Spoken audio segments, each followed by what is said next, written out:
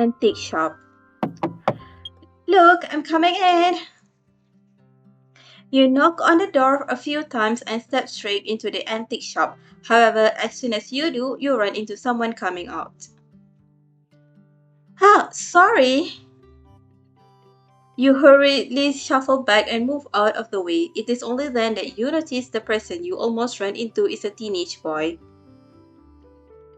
He seems wary. He doesn't reply, and neither does he look back at you. He simply shakes his head and quickly leaves.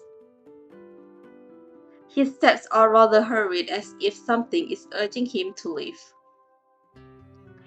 I haven't seen him before. Was he here for Luke? For some reason, you get the feeling this boy looks like he has lost all the youthful vibrancy for his age. However, you simply shake your head and wonder whether you are thinking too much. Never mind, I'll just go find Luke. You walk into the shop and finally see Luke, who is completely focused on fixing an antique on the table. Luke! He is still gingerly hovering over the object with a magnifying glass in his hand. He stops when he hears you, and he finally reacts when he lifts his head and sees your face. 왔어? 지금 온 거야? Yep, and since a certain someone didn't come out to welcome me, I came in myself. You see this on purpose to tease Luke. It seems like he didn't notice the commotion at the door earlier either.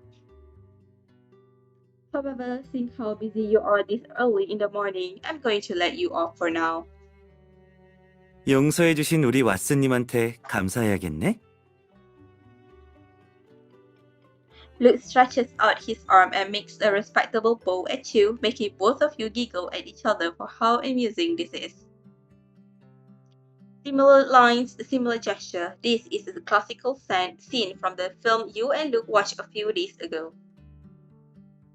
The male and female leads promise to recognize each other with these unequal conversations and gestures once they go to a different world. Are we getting too into it? 좋은 영화만의 매력이지 않을까? 보고 인상 깊이 남아서 일상에서도 쓰는 거지. Luke winks mischievously at you and comments half-jokingly. Then he casts his gaze onto the things you are holding. 강단 미식권? 아침으로 뭐 샀어? 처음 들어보는 가게 이름인데 새로 오픈한 데야? I haven't even said anything and you've guessed it all. It's a new shop. I heard their congee and meatball skewers are really tasty, so I went and got some. So what do you say? Should we give it a taste? You happily lift the bag and dangle it in front of him. Luke nods. However, he seems to immediately remember something and a helpless look falls across his face. He points at the item on the table. 잠깐만, 몇 분만 더 연구해볼게. 금방이면 돼. Luke rubs at the edges of the item placed before him as if he's looking for something. You look over curiously. It looks like a wooden cylinder made up of three fan-like shapes. It has been disassembled and spread out over a clean piece of yellow cloth. The inside of each fan-shaped column is connected via an internal structure similar to a curio shelf. In the center, there is a small, intricate metallic cauldron decorated with 8 trigrams. It looks quite old. It is. 방금 어떤 남자애가 복원해달라고 맡기고 갔어. 봐봐, 여기 팔괘정을 보면 바닥이랑 오른쪽이 파손됐지? Was that a boy dressed in black, a bit taller than me, quite skinny and reserved? 맞아. 어떻게 알았어? When I came in, I just opened the door and almost ran into him. He didn't utter a word and headed off after a nod. But since you're so focused on this antique, did you run into any issues repairing it? 맞아. 뭔가 이상해. 파손 같은 단순한 문제가 아닌 것 같아. 조금 더 봐야 해서 잠깐만 기다려줘. Then I'll lay out the breakfast. Make sure you head over quickly. Your stomach won't thank you if you don't eat breakfast on time.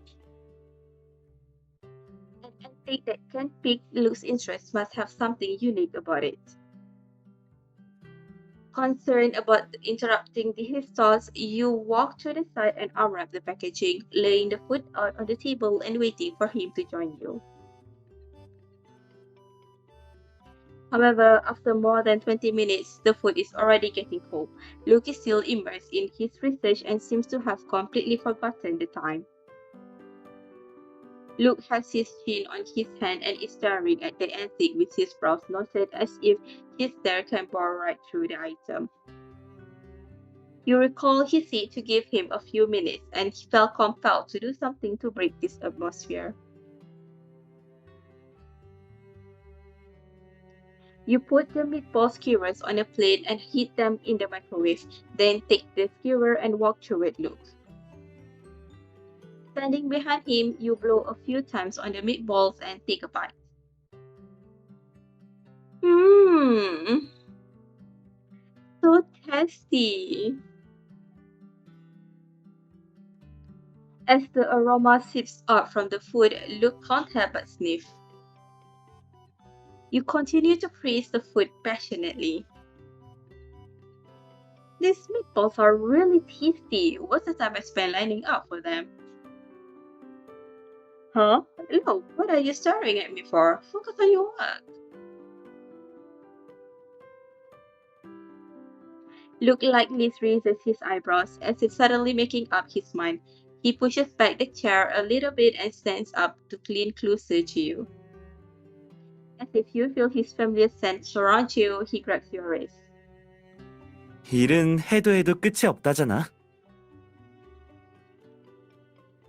Before you can react, your wrist is gently lifted and the meatball that you just took a bite out of lands in his mouth. 진짜 맛있네. As Luke indulged in the scrumptious food, a glint of mischievousness seems to flicker through his eyes. It is as if there's an invisible fluffy tail excitedly waving behind him. The way to a man's heart is through his stomach, after all. 맛있는 음식에 넘어갔다기보다는 네가 사온 음식에 네가 유혹한 건데 굳이 이겨낼 필요가 없지? Luke's words contain a certain kind of indulgence and delight, as well as a contradictory feeling of tenderness. I can't tell whether you're praising me, the meatballs, or me. You smile helplessly and look over the meatballs he is eating. Then you realize a serious issue. Wait, hold on. Look, Pierce, I only brought one skewer.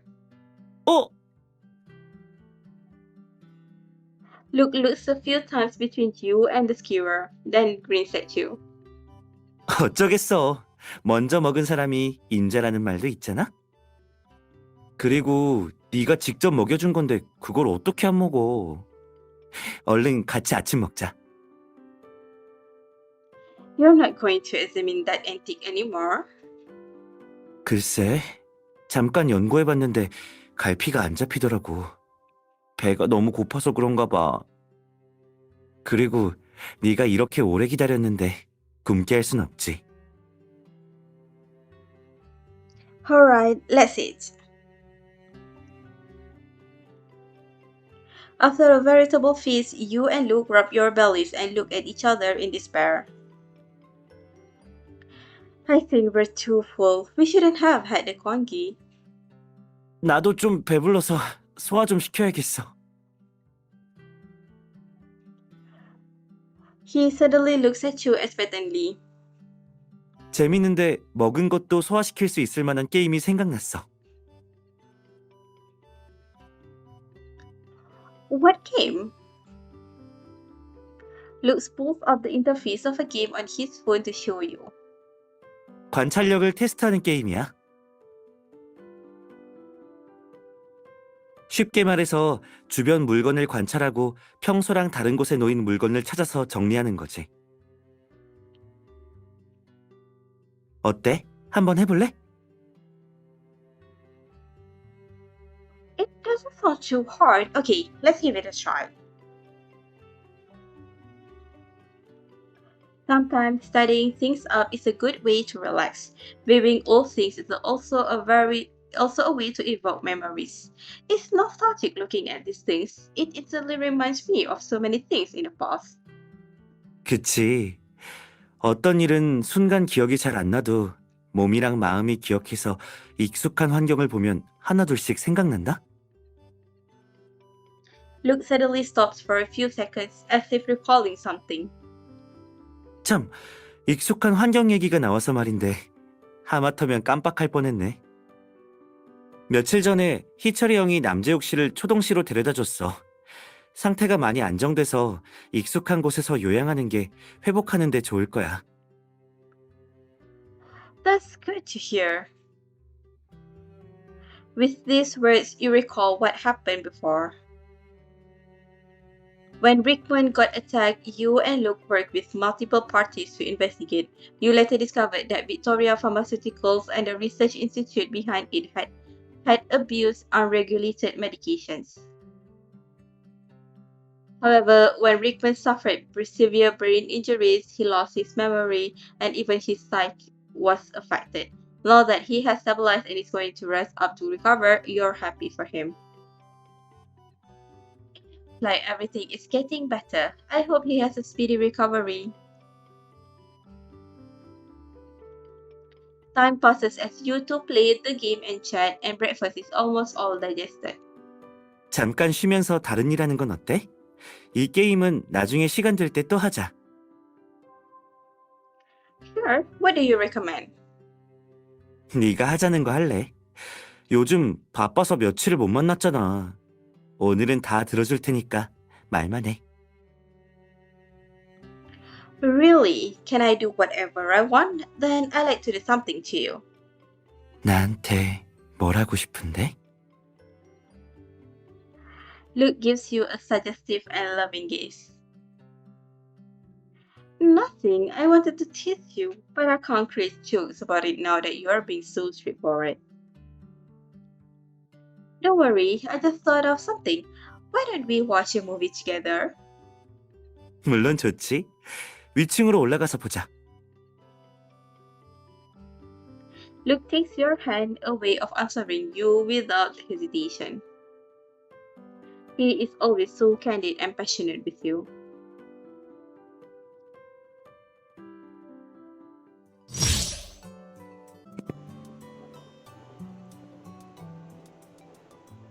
You two head into the bedroom and Luke takes out some discs from within the TV cabinet. He separates the different genres into groups and then gestures at them. Which genre do you want? I'll find it for you. We can have a nice break today, so feel free to pick something long. I've always been the one who makes suggestions about films. What did you pick this time? Let me think. Why don't we watch something light and comical? We should relax in a fun way. That's a great idea. You and Luke look over the disc in the comedy category, then acting with tacit understanding, you both point at the third disc from the left, Beautiful Robot. Luke inserts the disc and pulls you to sit on the beanbag with him to enjoy the film.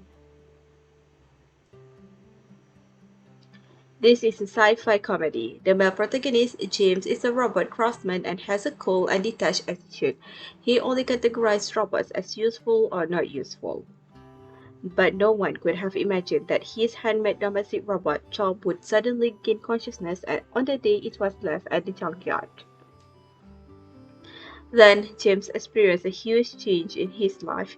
He met again with Tom, who pretended to be a human and wanted to regain the honor of a robot. They became friends and had several wacky adventures.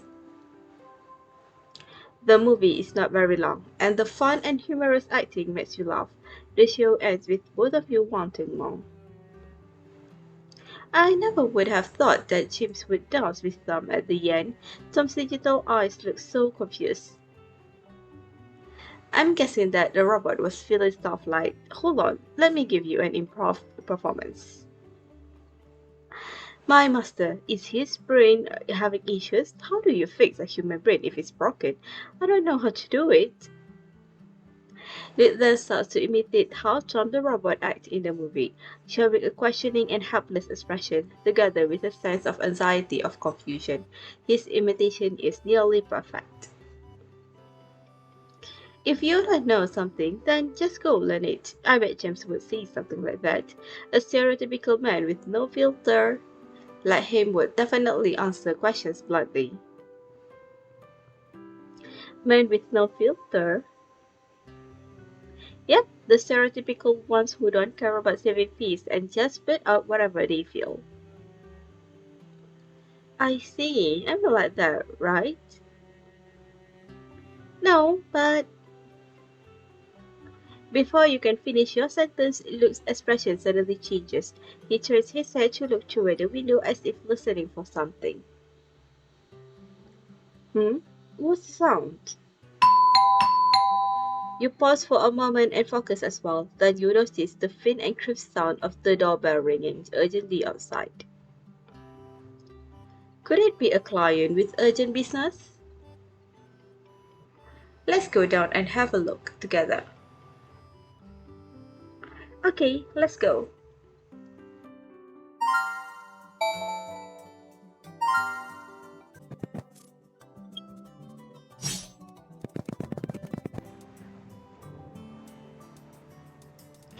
You and Luke pause when you open the door. Aaron and another serious looking man are standing outside the door. Aaron breathes a sigh of relief and puts down the phone he had just placed into his ear. He then takes the phone screen and puts it back into his pocket.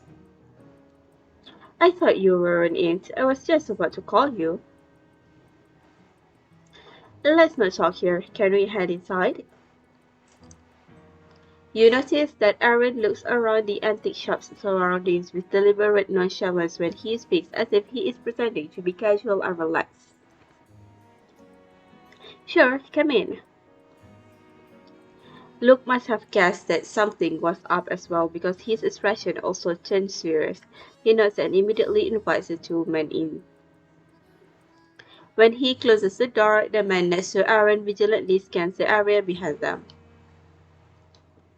Their cautious behavior starts to make you feel uneasy, and you get the feeling that something is about to happen.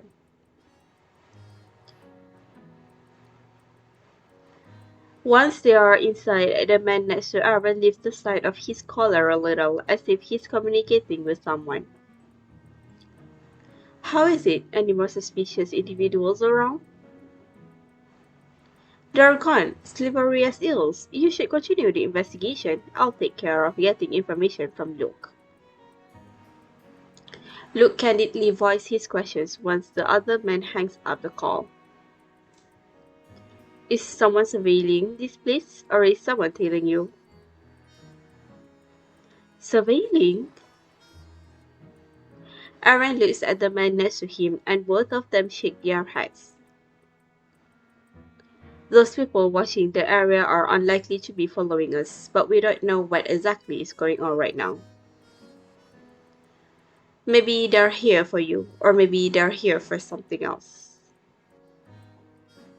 Even you weren't able to figure out their motives, and who might this gentleman be?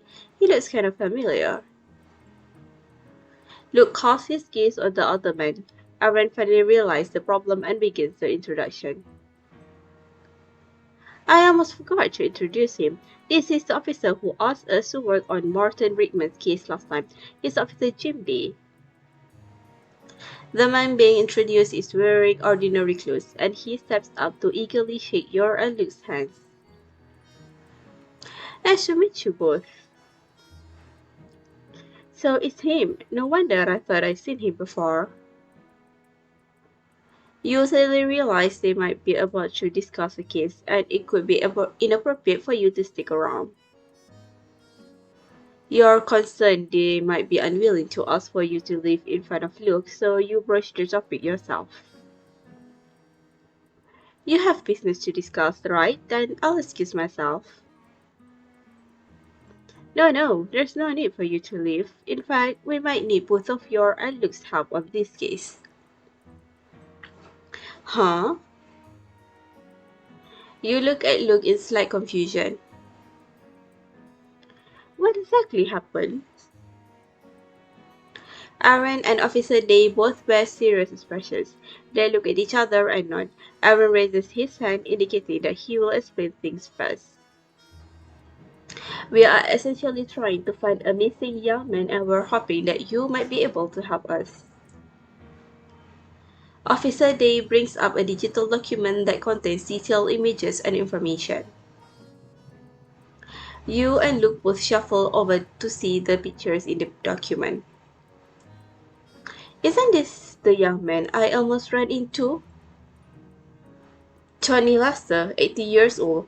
The address is Unit 819 West Hemingway High Street. All the information matches. It's him. Luke's finger softly swipes past the screen. His brows become even more furrowed after he confirms that the young man's information matches the person you saw. What do you mean he's missing? We just saw him this morning. He was found collapsed on the side of the road last morning. A nurse found him there and got him to the hospital. He's been asleep all this time with a low fever that no one has been able to determine the cause of. Neither oral medication nor IV infusion did much. We also found out later that he has signs of internal organ failure and intermittent neuropathic pain. Aaron pauses a little when he finished, and then deliberately looks at the both of you.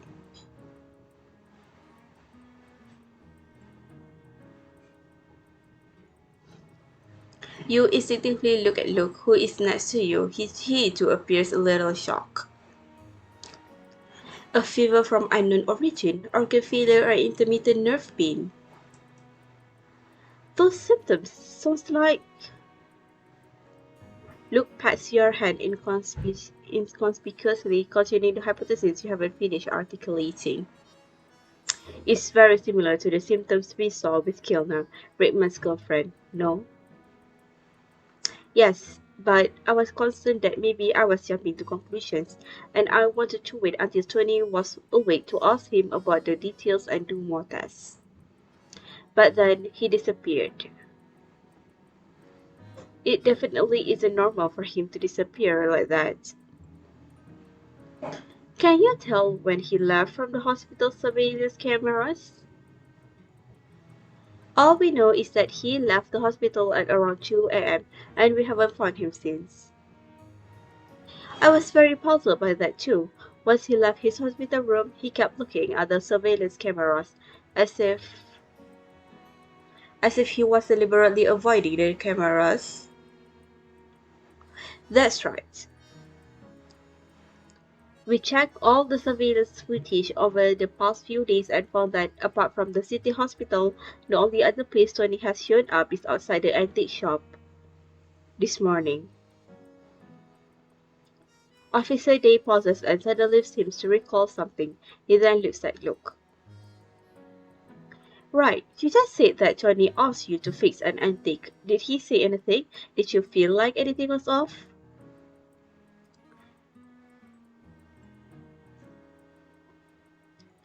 Luke recounts the events from this morning and takes them to look at the item. However, no one can tell what might be wrong with it, and everyone remains quite confused. It's strange. Why did he leave as soon as he woke up? Why is he avoiding the surveillance cameras? And why did he ask me to fix an antique? Where did he go when we lost contact with him? And where is he now? Or did something happen to him? And why does he have symptoms similar to Kilner's? How are they related? Luke slowly lays out the suspicious points he has noticed so far. You suddenly grasp a vague yet crucial hypothesis from his words. Illness symptoms were due to the unregulated medications made by Victoria Pharmaceuticals, and this young man is experiencing something similar. Wouldn't that mean your guess does not surprise the officer? He calmly nods at you in apparent agreement. We've thought about it too, and that's why we decided to ask for your help. We are still trying to catch Victoria Pharmaceuticals and the forces behind them. If the two are indeed related, then we might scale them before our nets can afford to close. Therefore, we hope we can work together again, just like how we did with the Rickman. You investigate in the open and we will do it in the dark. That way things would go easier for both parties. No problem. I'm happy to cooperate with the investigations. As for Shirara, I'm happy to help too. Worried that Luke will refuse to have you participate, you quickly volunteer yourself. However, you didn't expect Luke to give a light smile when he sees your reaction, and the previous seriousness and solemnity disappeared from his face. You took the words right off my mouth. That's what I wanted to say. Luke turns his head a little and winks at you to indicate that you can relax.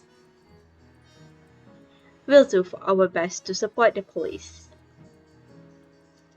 Thank you. If we find anything on our end, we'll let you know as well. Okay. As they are about to leave, Aaron turns as if he remembered something and gestures outside the window. Don't forget to check your surveillance and guard yourself against the suspicious individuals who have appeared around here.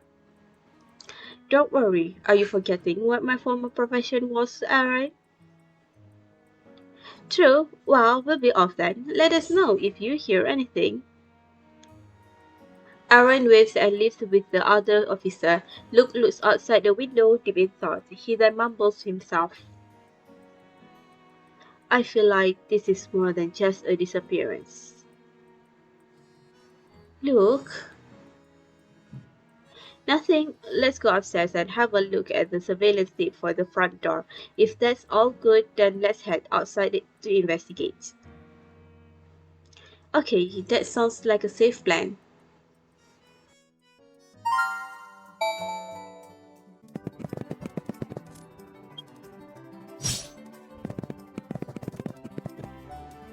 To make sure you don't miss anything, Luke digs out yesterday's surveillance tape as well. The cameras at the front entrance of the antique shop is placed in a very inconspicuous position and the image is crystal clear. Yup, and that's all we have here. The few suspicious individuals who were here this morning haven't been back since. The only other stranger who approached this place was Tony Lester. In other words, we can probably sneak out and start investigating, but are you concerned that they got here by following Tony? Yeah, that's exactly what I was thinking. But that's all just a hypothesis. There's a big chance that hypothesis is real though. Besides, Tony's symptoms are so similar to that of Rickman's girlfriend. If he is also a victim of those unregulated medications, then the people following him are probably from Victoria Pharmaceuticals. Yeah. The sound of a phone vibrating interrupts Luke. He picks up the phone on the table and checks it. It's Aaron. He probably has some new information. Let me answer this.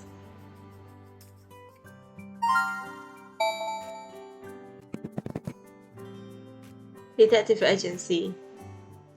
Luke picks up the phone and listens intently. He then replies a few times before hanging up. That was fast. I thought you were going to have a discussion. Luke grabs you and sits down, then puts the phone in landscape mode. You note that he looks a little excited as if he just found a new puzzle. Aaron made a surprise find. He's sending a video over. He found something. Yep, remember how the police have been investigating Victoria Pharmaceuticals? But those people were hiding too deep. We only discovered traces of their activities after Rickman's case, but even then we were too late. They've cleaned up a lot of important information already, such as the surveillance footage from back then. Therefore, based on just Rickman's notes and the pieces of information we collected, there won't be enough evidence to convict them all. Does what he found have something to do with the investigation from before? It's more than that. Here I got the video. Let's have a look together. The video is just a little longer than 1 minute. Initially, the whole screen is dark and full of funny, fuzzy specks. It's evident that this isn't just a normal surveillance recording. Both of you wait patiently. At around 43 seconds, something differently finally appears. That is, you can vaguely tell that the area is in the older suburbs to the north of the city. A figure appears in the corner and approaches a pedestrian in front of him. That figure quickly leaves after taking a few seconds to converse with the pedestrian. Then the pedestrian starts to walk deeper into the dilapidated streets. After about 10 more seconds, the ever blurry images show someone emerging from the corner, bending down and dragging something. Everything turns dark after that. This is the surveillance footage from the night Rickman was discovered. Lots of the key images are blacked out, but we still managed to salvage some. You suddenly remember some information regarding Rickman's case. Is this the night where Rickman was discovered? If I recall correctly, Aaron said a helpful civilian discovered Rickman. Could this be? In that last image, where a person was dragging something, could that person be the helpful civilian? Yes. As Luke says this, he taps to open the additional information he received and shows it to you. It displays trees and other information collected by the surveillance camera. After some research and comparison, it displays the basic information of two people. One is named Joe Stephens and the other is Tony Lester. Why was he there? Was it a coincidence? Doesn't sound like one. I'm guessing Tony is somehow involved with what happened to Rickman. Based on what we saw from this salvaged footage, we might have said something to Stephens before Stephens went and discovered Rickman. Besides, considering how Tony's physical issues are similar to that of Rickman's girlfriend, perhaps Tony has a certain level of understanding about Rickman's situation, or rather, about Victoria Pharmaceuticals. You hear a dull thud as Luke slams his fist onto the table. The water in the cup shakes with movements. Just like Rickman's girlfriend killed her. Tony might be a victim of the unregulated medications from Victoria Pharmaceuticals. Both of his hands are clenched into fists, and his knuckles are turning red.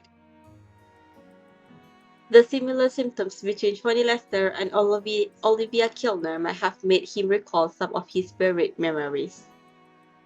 Don't worry, we can start our investigation ASAP now that we have this new clue.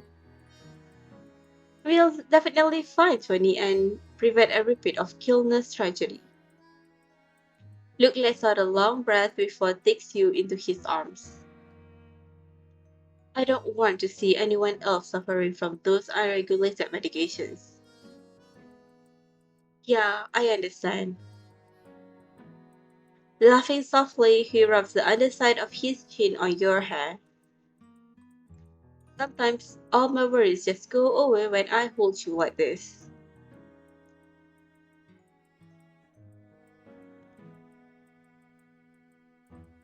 Suddenly, as if he just remembered something, Luke turns and picks up the phone he had set aside. What's wrong? I'm texting Aaron and Officer Day about a crucial point I just figured out. What is it? If Tony's symptoms are related to the unregulated medications and he knows about Morton Rickman and Victoria Pharmaceuticals, could the police trace the investigation backwards? Then, once the police can ascertain that Tony investigated Victoria, we can resolve numerous uncertainties. As far as we'll focus on other clues so we won't waste any time. Okay, I'm done sending the message. Stressing everything backward to the source sounds like a pretty good idea. I hope it yields good results. Yep, let's get ready and head out. Let's go. Luke nods and sees the surveillance footage from before. Then the both of you head downstairs.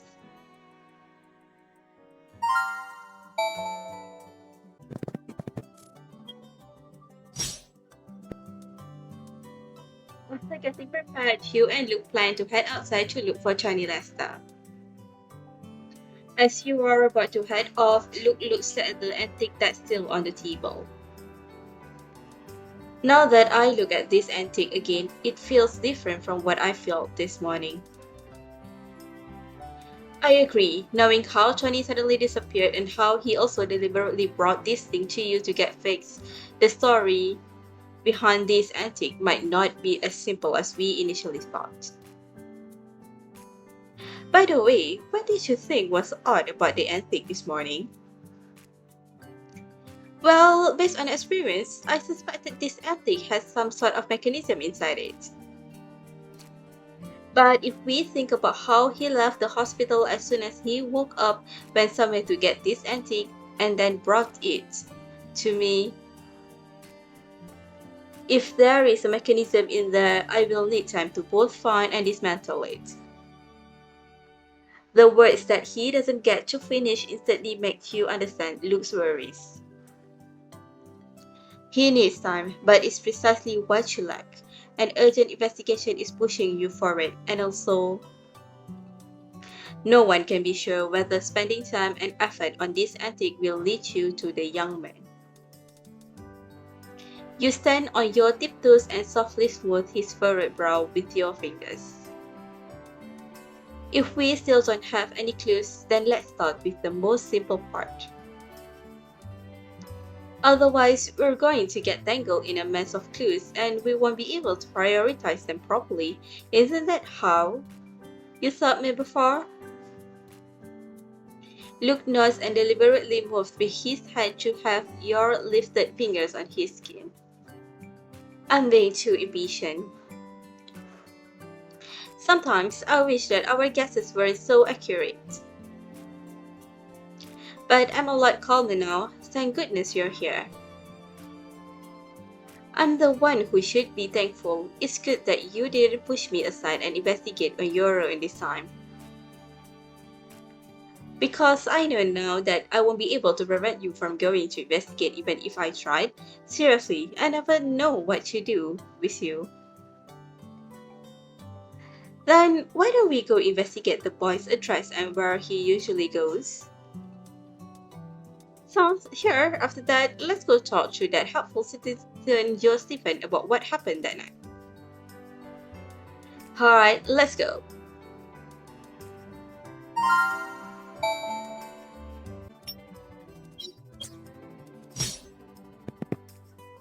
You and Luke head to Tony's address, but no one is home. As such, you had to change your plans and settle for asking neighbors exiting the apartment building. Luckily, a friendly-looking old lady steps outside right at that moment. Hello, do you know of a young man named Tony Lester living in this apartment building? Johnny? Yes, I know that boy. Do you have any business with him? Yep, we're his distant relatives. I heard from Tony's teacher that he hasn't been to school for a while and it doesn't look like he's been home either. I'm concerned for him. Have you seen him recently? Do you know much about him? Luke sounds very sincere. The old lady believes everything he sees and spends a while thinking with the phone. So that's why. No wonder I haven't seen that boy for a while. Let me think. We're all neighbors, so I know a thing about or two about him. Little Tony has always been aloof on the outside, but a good boy on the inside. He's very kind and used to helping the old folks living here, like picking up our packages or carrying heavy groceries. He's just a bit of an introvert and a very private person. He never mentioned anything about his family. As for anything else, I'm not too sure. I see. Thanks for letting us know. She waved her hand to indicate there's no need to thank her, while still looking quite worried. Where would the boy be? I hope you find him quickly.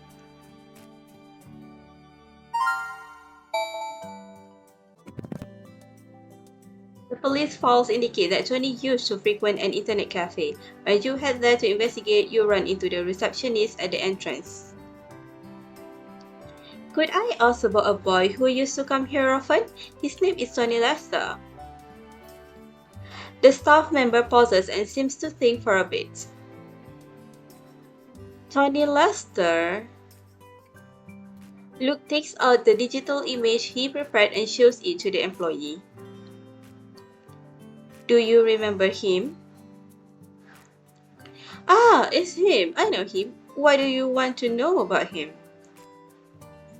We're his relatives. You explained to the employee using the excuse Luke previously supplied to the old lady. He has disappeared and we're worried. Please tell us anything you might know. Well, I don't know where he might have gone, but whenever he's here at the internet cafe, he gives me a vibe different from other people. How is he different? At first, I thought he was just a student skipping out of school and coming here without telling his parents.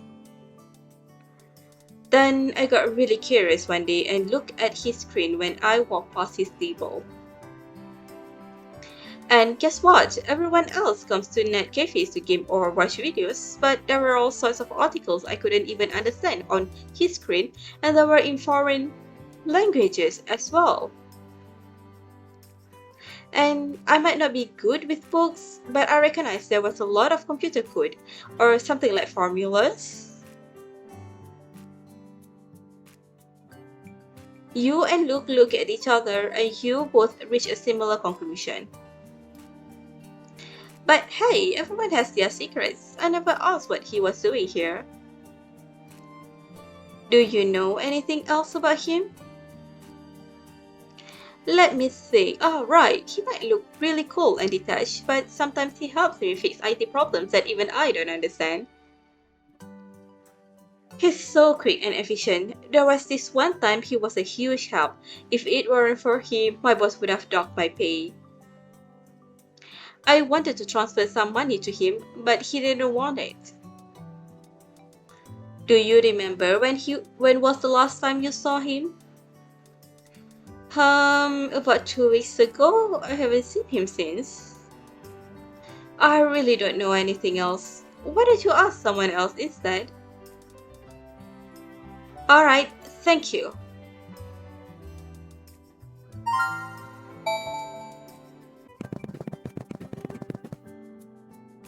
Through the information you've gotten, you soon find the helpful citizen Joseph Stephens. You sure? Mr. Stephens will want to ask you a few questions. When you tell Stephens about how the police are looking for his help in this investigation, Luke has his eyes fixed on Stephens' face to catch any changes in the man's expression. Okay, I see. What do you want to know? Stephens' gaze seems to shift around. Luke evidently noticed this too and gives you a look. Mr. Stephens, did you meet a young man on the night you found Martin Rickman? Stephens doesn't seem to anticipate this question and he pauses for a moment. Why are you asking that? He seems very hesitant and apparently wants to avoid you. We've seen the surveillance footage. We saw how a young man spoke to you before you went into the alleyway to find Rickman. That young man is currently missing. We're very concerned about his safety. Mr. Stephens, we hope you can tell us exactly what happened on that night. Stephens heaves a deep sigh and shakes his head despondently. Okay, let's talk somewhere quiet. Maybe in the shops around here?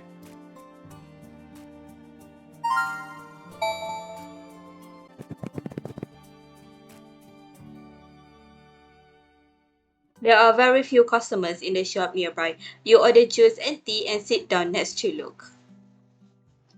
Stephens thanks the two of you and sips on the tea. Then he thinks for a while before he starts to talk to you about Tony. Ever since I saved that dying man, I knew I'd get asked about it sooner or later. So, what do you want to know?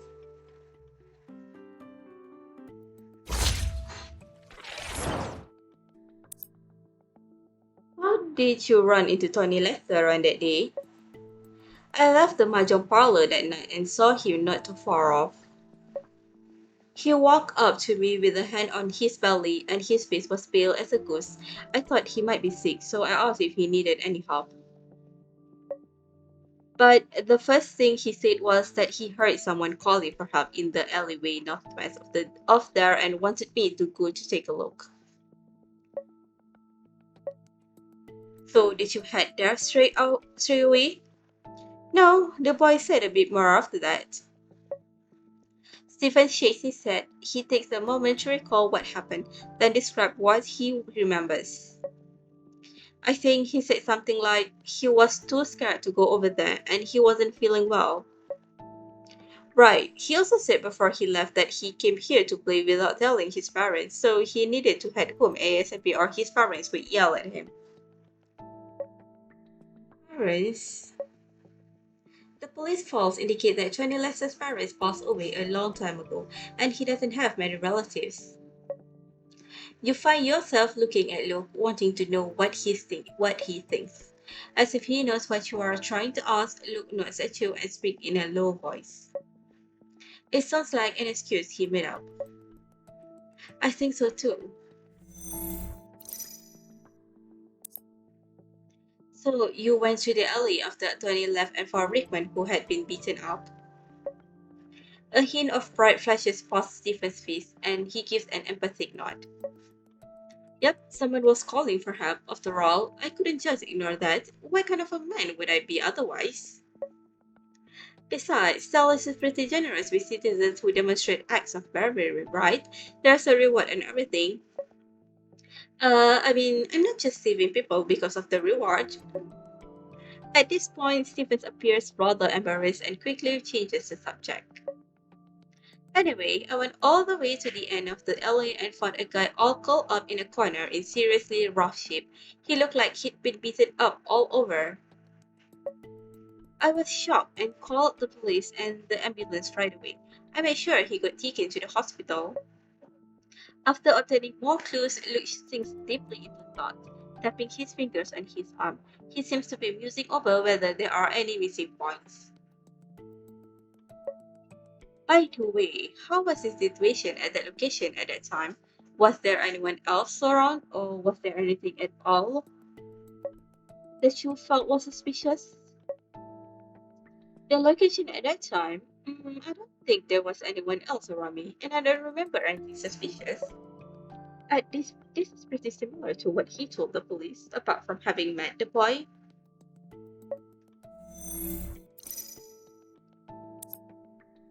Then, Mrs. Stephens, why did you hide the fact that you saw Tony? Stephens pauses briefly as if concerned that he might become a suspect. I didn't mean to hide it. It was the boy who asked me to keep it a secret. What did he say to you? He said he'd like for me to keep this a secret and not tell anyone that I met him. He said he was afraid his parents would give him an earful. He mentioned twice that his parents would yell at or hit him, and he looked sickly, so I didn't think he'd lie. I felt pretty bad for him. He was just a kid who passed by me on the roads. I didn't think it was a big deal, so I didn't mention him until now. Tony Lester. It sounds like he's terrified of being found by other people. Do you recall anything else, Mrs. Stephens? No, that's all I've got. Thank you for your cooperation, Mrs. Stephens.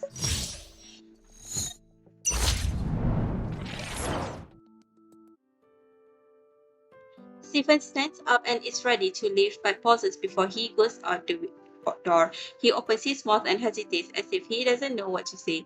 Finally, he speaks after a long time. I think he's a good boy.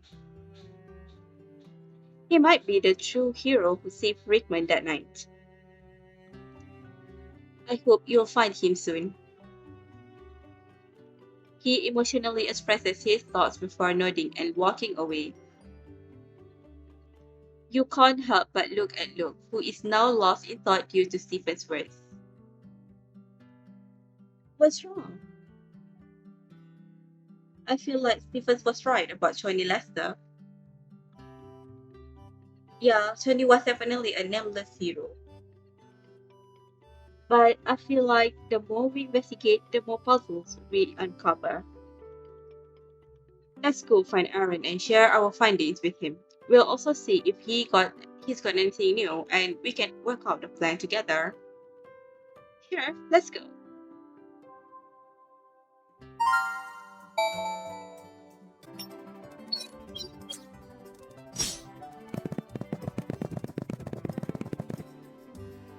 Indoors.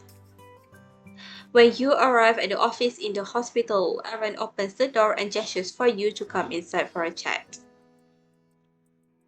However, once inside, Luke doesn't sit down. He leans against the window frame with his chin in his hand and thinks. Based on what we've uncovered, I think there are two possibilities as to why Tony went to find Stephens. I'm all ears. One is that he heard sounds from where Rickman was, but he didn't dare go over there. So he waited until the perpetrators who beat up Rickman were gone. Then he found Stephens and told him about the situation. But why did he choose to conceal his presence and make up an excuse to ask Stephens to keep everything a secret? Why didn't he just tell Stephens that there was a fight in the alleyway? As you listen to Luke's hypothesis, you try to reason and see if he missed anything. This is the tacit understanding you two have with each other. Standing off to the side, Aaron joins the conversation as well. Maybe he was concerned about retaliation from those assaulted Rickman?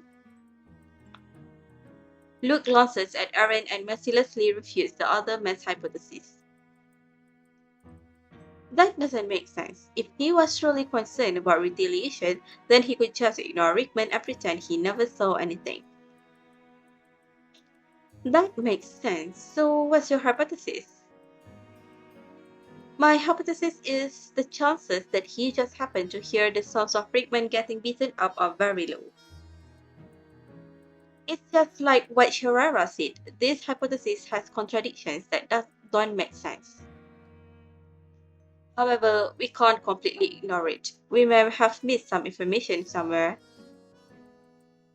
You're as cautious as ever. Let me guess. The other possibility would be Tony didn't just happen to hear things during Rickman's assault. In other words, he was more or less aware of what Rickman encountered and hinted that Stephens should go and save him. Rickman. That's right. Based on the information Stephens provided, maybe Tony's symptoms were acting up at the time.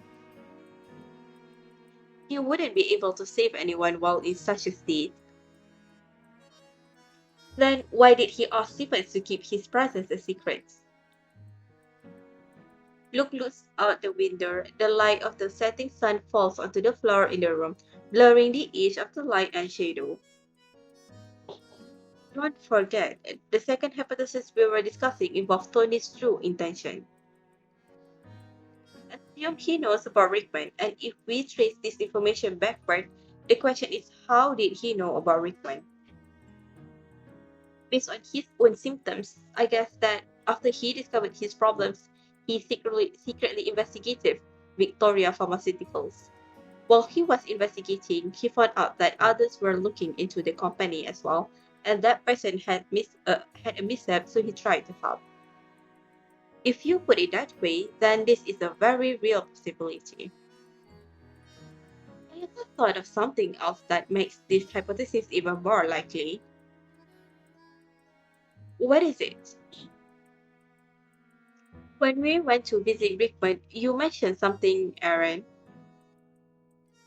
You said that if Rickman had been discovered and hospitalized at a later time, he might have suffered more than just a brain injury. That's true. If his treatment had been delayed at all, he might have ended up in a vegetative state. Are you trying to say that it was thanks to Tony that Rickman was found on time? I'm guessing that might be the truth, but we lack evidence. The ringing of a phone interrupts Aaron's words. He takes a look at the caller ID and then hurriedly answers the call. Alright, I see. Yes, let's contact each other again if we find anything else. As soon as he hangs up, Aaron turns to you. I've got good news. Didn't you want to know whether Tony Lester had looked into Victoria? The police have some leads. They found that Tony did investigate Victoria Pharmaceuticals and he dug pretty deep. There are even signs that he hacked into the company's intranet.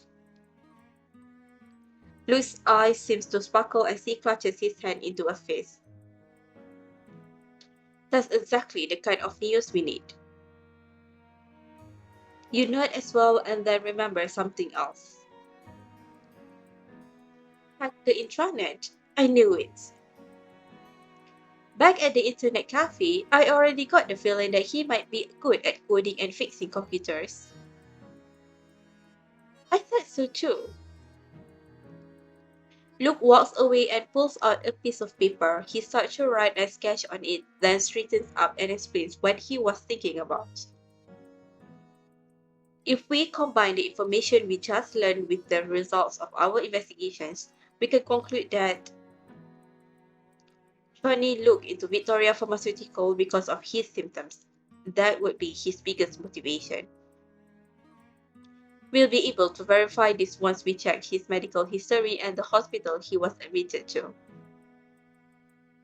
More importantly, he knew a thing or two about Rickman thanks to his investigations. In other words, Tony might be the real hero who saved Rickman's life. I agree. Luke lightly nods on the window frame as if something that has been churning in his mind has finally settled. Tony managed to find out so much, but Victoria still hasn't caught him. We need to hurry. Tony might be the key to helping us to take down Victoria and the forces behind the company. I'll share your findings and hypotheses with the police immediately. However, Luke frowns again as if he is concerned about something. Luke, I'm now more worried about 2060. We need to find him ASAP. The longer we delay, the more dangerous the situation will get. You step forward and grab Luke's cool hands. We'll go back and talk more about other things we can do. Let's see if we've missed any information or clues that can lead us to Tony. Yeah, we've investigated all we can for now. This will have to do. After saying goodbye to Aaron, you and Luke plan to head home straight away.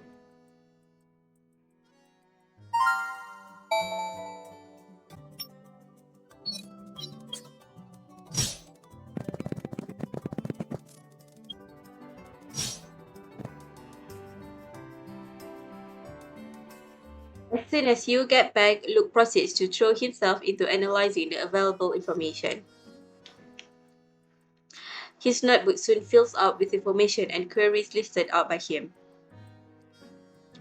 Did Johnny Lester voluntarily hide himself, or did he... Where would he go? He's also physically not in good shape. These sporadic guesses don't lead to any new leads. Luke lowers his head deep in thought as if he is sinking into a spiraling, blinding fog. Luke, it is rare for you to see Luke thinking so anxiously. You walk over and pat his shoulder, pulling at his hand and leading him away with you. Luke follows you to the small coffee table, looking rather confused. If you can figure it out, then don't force yourself. Come on, let's do something together to get your mind off it. Did I get a bit too... You bite your finger and softly poke at his cheek, stopping him from saying more. A bit too what? I just feel like you're too harsh on yourself sometimes without realizing it. You need to rest once in a while.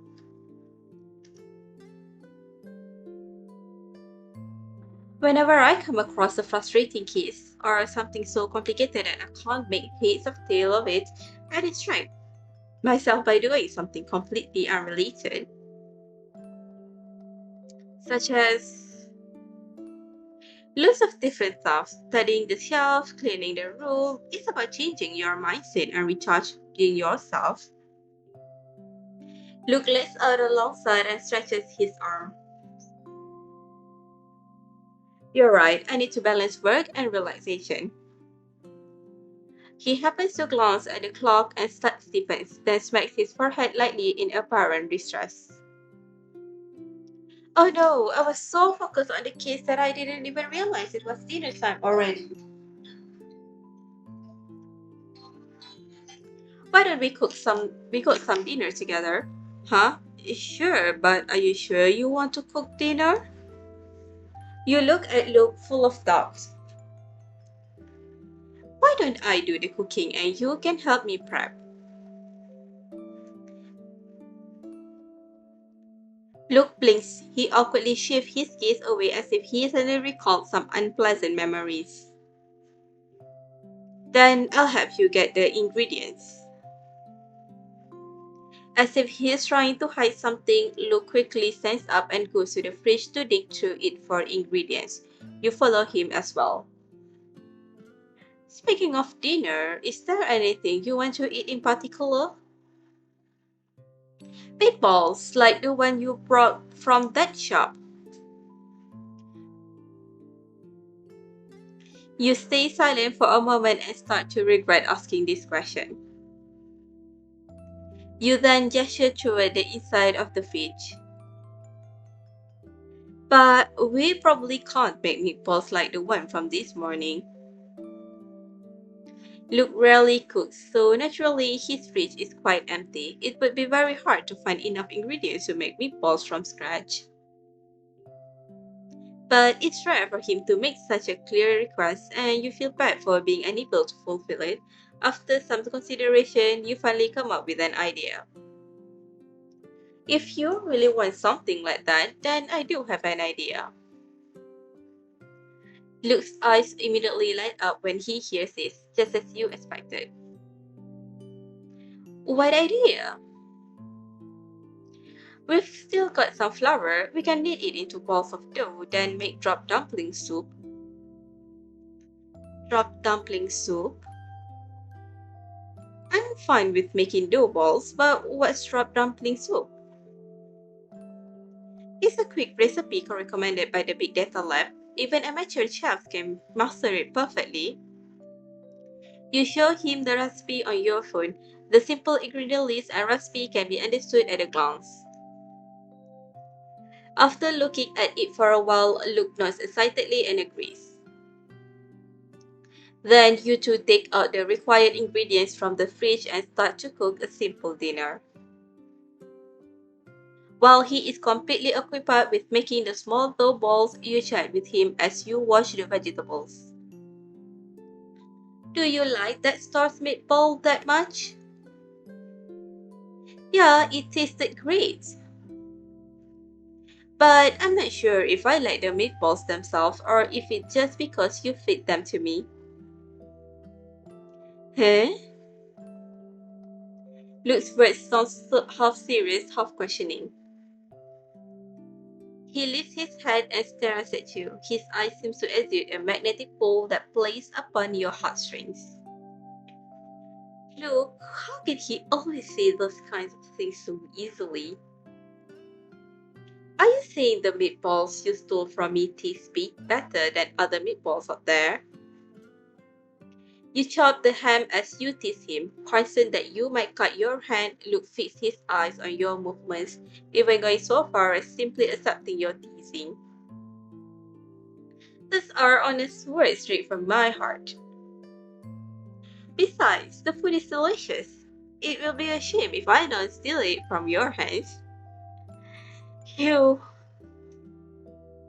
Hey, I'm joking. Don't get distracted and don't get yourself.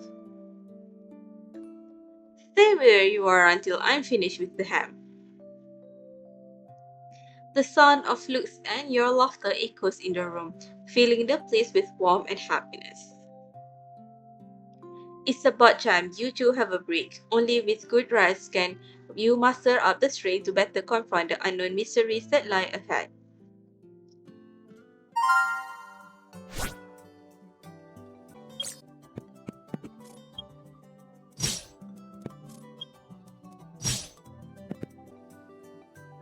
Detective Agency. You come over early in the morning as agreed to meet up with Luke and discuss Tony Lester's situation. As soon as you push open the door, you see Luke standing next to the whiteboard and leaning on the wall, his attention completely focused on the documents in his hands. Have a seat, I'm just checking something. Luke grins at you, then returns to his research.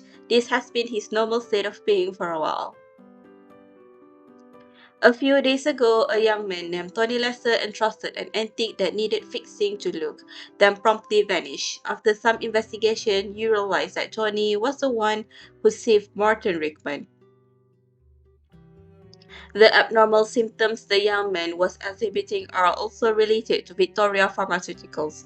You surmise that he is a key individual who might be able to help the police disband Victoria and the forces behind the company.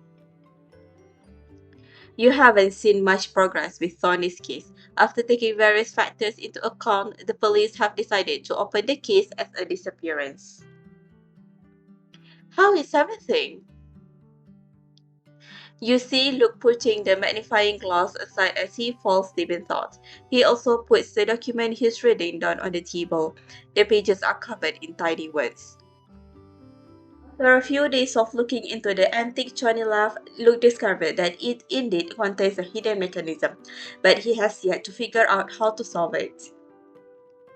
There's a groove that can slide around the bottom of the antique. I should be able to solve it by pushing the object in the groove into the right place. But it feels like something's missing. I've tried a few methods and it still doesn't work. A thick pile of documents lies next to Luke's hand, and many of them are covered in multicolored text. It seems like he had another late night. Seeing his aggrieved expression and the dark circles around his eyes, you pass a glass of water to him. If you really can't think of anything, why don't we put it down for a bit and think about something else? If we come back later, we might even get some new inspiration. Luke takes the glass and takes a few gulps before standing up and doing a long stretch. Okay, then I'll take a break from putting my head against that mechanism. Also, I have some news from the investigation that I want to tell you. Luke pulls up a document and shows it to you. This is a complete list of the hospitals Tony Lester has been to and his medical records. Look at this. You read the first few pages, which contain hospital visit records and the list of medications used by Tony. Tony had a stomach operation. He was recovering pretty well, but then complications suddenly started to appear. Correct. After these few pages, it's all records of him going to different multiple hospitals for checkups and treatment. You notice that there are a few hospitals that Luke and you have investigated recently. Did you find anything new? The police have checked every hospital Tony has been to and found one that might be related to Victoria Pharmaceuticals. Unfortunately, it was a private hospital and it already closed down a few months ago. Slippery as hills. The other hospitals are all pretty normal. There is nothing out of the ordinary for his treatments or the source of their medications. Right. This part contains Tony's examination results. He has organ failure, a fever of unknown origin, and symptoms such as nerve pain. But why did Tony stop visiting hospital again after this? Luke sinks deep into thought when he hears your question. He stands up and walks to the whiteboard, then stands there looking at the clues and questions written all over the board during the past few days' investigation. My guess is that he suspected his symptoms were due to the medications he took. He's been through so many hospitals but still couldn't get effective treatment, so he gave up. Instead, he wanted to do something else within his capacities, such as investigating the hospitals that he believes are problematic. Luke's gaze seems to pierce through the scattered clues, sketching a glimpse of that young man and the choices he made when faced with this despairing situation. You softly lean against Luke, listening to his rather despondent voice. Your heart seems to ache as well. However, this is not the time to feel defeated. You just want to help Luke change the way he is approaching this and find the inspiration to solve the antics mechanism. You take a deep breath and quickly change the topic. Right, tell me, what was it like when Tony visited you on that day? I've only heard you mention bits and pieces of it. I'm really curious. Let me think about it carefully. You've successfully directed Luke's focus elsewhere. He puts his chin in his hand as he thinks about what happened that morning. When Tony showed up with an antique in his arms, I was the one who opened the door for him. Also, when he was closing the door, he deliberately turned and looked around outside. Was he trying to see if he was being followed? That is what I think too. Luke walks up to his computer and softly pats it. But we've checked the surveillance. Those suspicious individuals weren't there yet when Tony got here. True, then was there anything odd after Tony came inside? Hearing you ask this, Luke puts on a bitter smile and looks rather defeated. Maybe I'm getting a bit delusional, but the more I investigate in the past few days, the more I feel as if everything I initially thought of as normal when he visited probably meant something. Then is there anything that stands out to you? Luke picks up a pen from the table and twirls it between his fingers out of habit. His gaze wavers as he begins to think.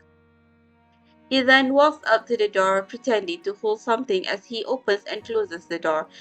It's as if he is recreating the scene from when Tony came in.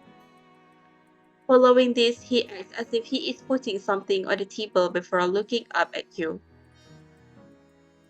Tony put the antique on the table. He didn't ask for the price, or if I could fix it, or when I could get it done. He just looked at me for a while.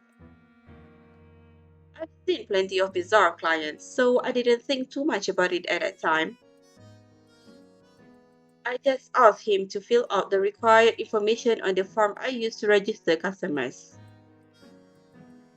But now that I think about it, Tony wasn't sizing me up or assessing whether I was up to the task. He might have been trying to tell me something. Did he say anything after that? Luke solemnly nods with a hint of concern in his eyes. He said something that makes it worth thinking over now considering the current situation. He said, I can only entrust this to you. His expression looked like he just made a momentous decision. Anyway, he laughed after saying that. Right, and then just as he was about to leave, I ran into him at the front door. You imagine the scene on that day through Luke's descriptions and suddenly realize something odd. Tony came all the way over here to give the item to you, talked about entrusting it to you as if those were his last. Unwilling to say something so ominous out loud, you tried a different way. It sounded like he had to do something and needed to entrust some important secrets to other people before he could feel reassured. Entrust secrets. It's odd. Why did he have to give it to you? And how does he know you'll understand the mechanism and open it? Did he leave behind any unique hints, or did he do something that seems innocuous and would easily be overlooked? Those are just my guesses. I'm not sure. Hold on, did you say hints? And trust hints. Luke lowers his head and furrows his brows together as if he just realized something important. He starts to mumble to himself. He suddenly looks up. I got it, I got it. Huh? What did you get? Come with me. Let's go downstairs to solve that mechanism.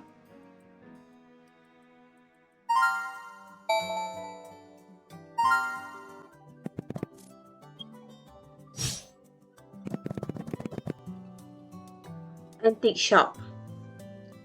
Luke doesn't sit on the chair. He bends over the table and operates the mechanism with great care. Standing next to him, you can hear the soft clicks inside the antique as Luke's fingers move. It is the sound of the mechanism turning. You can't help but hold your breath and feel anxious, hoping that you will be able to solve it this time. However, Luke frowns at that moment and pauses. What's wrong? Huh? Weird. Luke looks puzzled as he stares at the antique. Something stuck at the last step. Seems like we're still missing something. Take your time. Keep thinking. The fact that the mechanism moved means this attempt was working. Anyway, did you recall something just now? I just went over all the actions Sonny did. Luke is halfway through his sentence when he suddenly pauses. His brows are no longer furrowed in thought.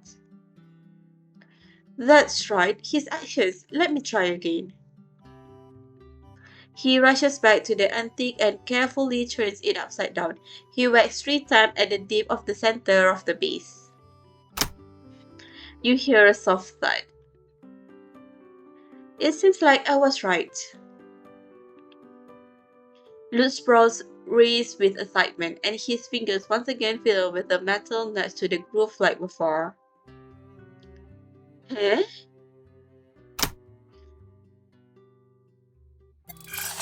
You then hear the sound of metallic gears turning and the crisp sound of something clicking into place from inside the antique. Almost simultaneously, a rusty metallic panel slowly rises from the base. You solved it! Phew, finally, it opened. That's awesome, but how did you come up with that idea? I saw that you whacked it 3 times and the rest were pretty much the same actions as before. Luke carefully pokes at the metal protrusion. It's all thanks to your hint. Otherwise, I might never have realized it. My hint? What you said about entrusting something important to other people, it reminded me that apart from saying those words, Tony also patted the top of this item 3 times. I thought he was just concerned and didn't think about that specific action at that time. But after hearing your words, I feel that anything he did on that day might have been a hint. So I tried it on the mechanism. Who would have thought that it would work? Using the tool in his hand, Luke pries open the beast and looks inside the mechanism. Huh? He pokes around inside the item and soon takes out something white. Huh? What's this? A note. Luke puts down his tool, opens the neatly folded note, and then spreads it on the table to read it with you. It contains a few rows of handwritten text, but you can't understand it at all.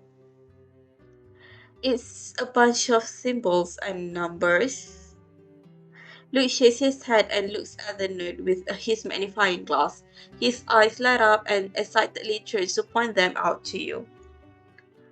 The bottom left corner. Look, there are some black dots here, but if you look at it through a magnifying glass, it says home holds a unique significance for each individual. It should be a special hint, no? Home and unique significance. What would it have to do with the symbols in the note? Yeah, Luke does not seem as confused as you are. He quickly develops an idea after looking at it for a few minutes. Seems like this hint needs to be understood in conjunction with the symbols up here. He copies the content of the note into his notebook, muttering and thinking as he transcribes it as if he is calculating.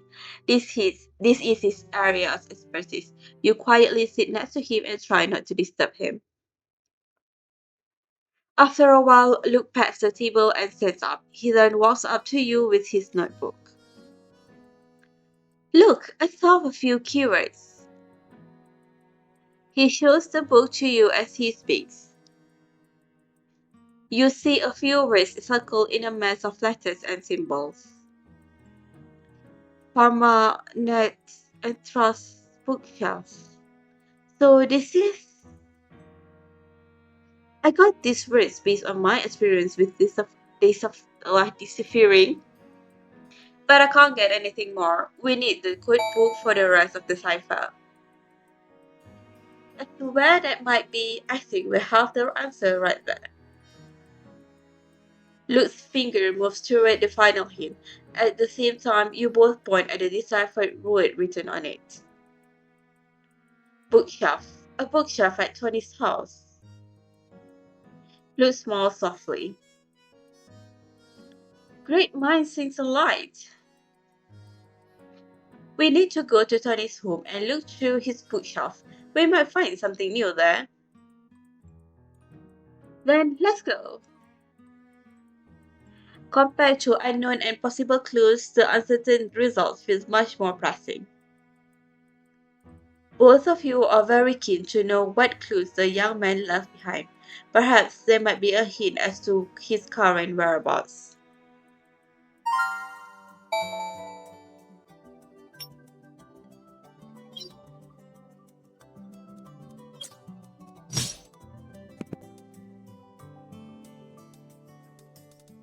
After checking in with the police, you arrive at Tony Lester's home. You and Luke scan the parameters and only go up the stairs after making sure no one suspicious is around. Inside the place, there is a bookshelf standing against the wall, only slightly more than 1 meter tall. Let's split up and look at the different parts of the shelf. What should I be looking for? Any book that has handwritten notes or something about the meaning of home would be a possibility. Oh, and any books that are somehow related to symbols. Sure, I'll start from the left. Cool, I'll start from the other side. You both get very engrossed in the search, only offering each other a quick smile whenever you accidentally bump into the other, uh, then immediately turning back to the task at hand. And yet, as you finish looking through your side of the shelf, you still haven't found anything. You can't help but feel concerned. And that's when you hear Luke shout, "This should be it." "Oh, you found it?" Luke is holding a notebook that has turned yellow with age. He opens a few pages and shows them to you.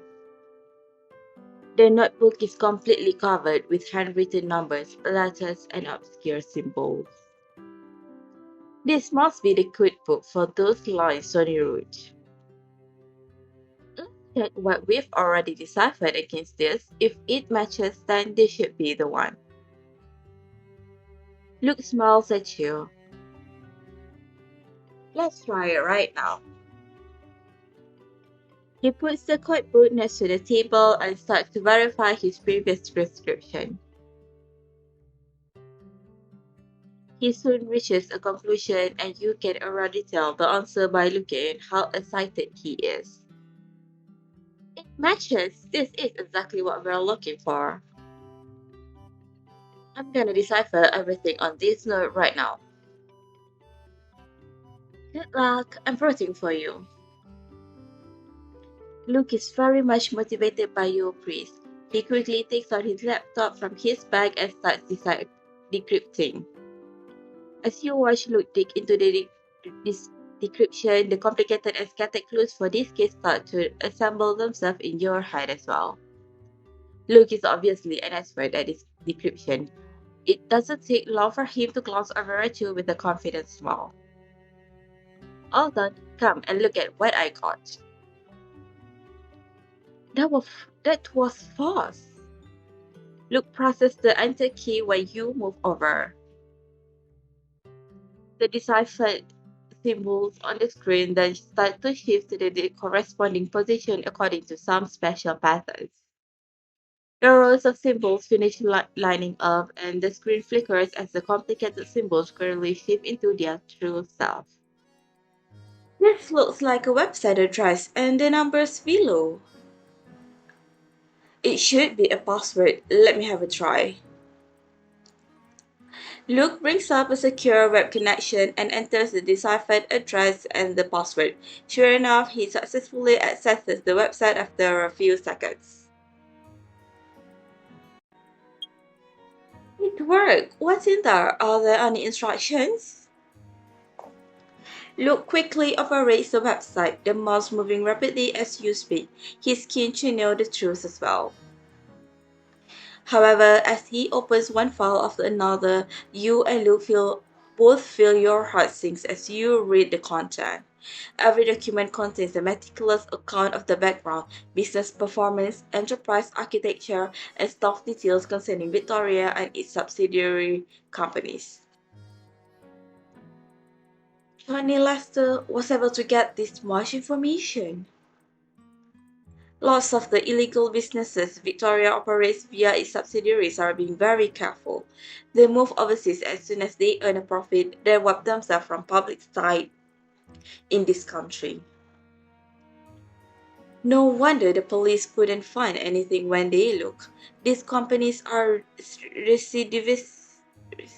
Just think about what they did to Rickman. You browse the information in the files as you discuss between yourself. After looking over everything, you notice another file at the very bottom of the folder. Huh? Look, what's this last file titled Explanation? Huh? Let me have a look. In the next instant, the document's content appears on the screen. The person who has successfully deciphered everything and is reading this must be Luke Pierce, right? All of this information about Victoria was discovered by me through their intranet over time. I did my best to organize it, but it's probably still pretty messy. Mr. Pierce, I don't have much time left, and I don't have enough power to expose them. Therefore, I can only entrust this to you.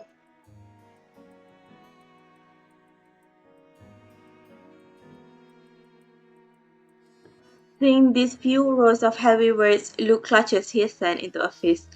Then he takes a deep breath and quickly picks up his phone. I'm going to make a call to Officer Day right now.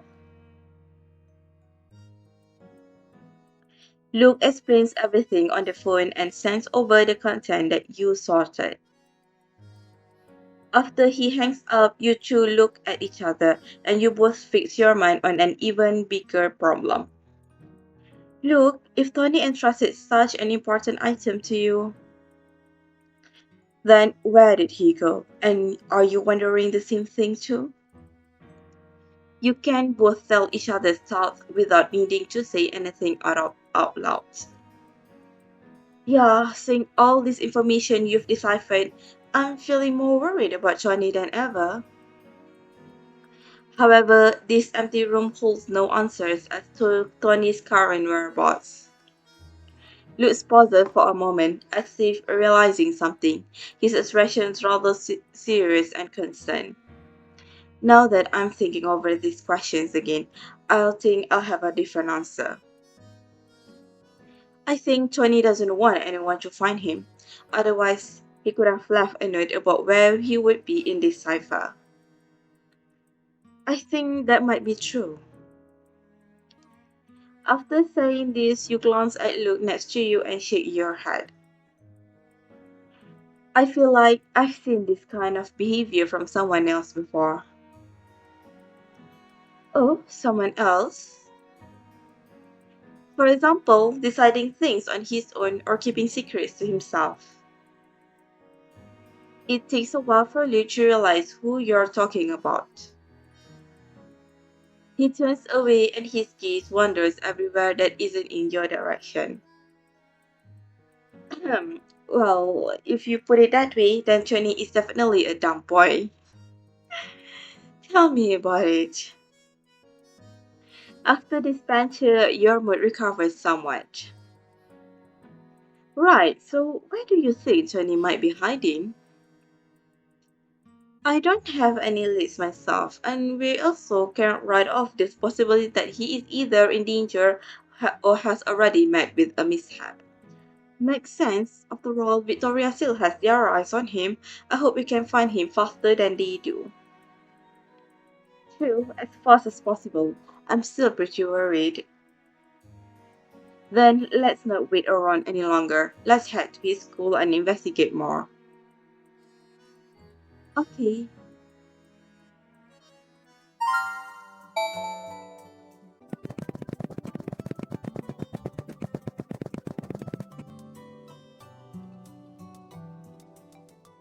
According to the information provided by the police, you head to Willis High School and managed to find Tony Lester's former homeroom teacher.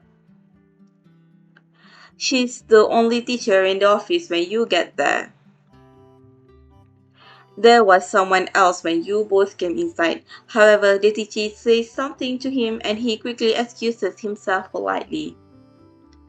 Greetings, Miss Harvey. I imagine the police already told you about why we're here. You and Luke decide to move things along quickly and decline Miss Harvey's invitation to sit down, opting to start questioning straight away. Yep, I received a call from the police. You want to ask about Tony Lester, right? I can help. Sure, then let's begin.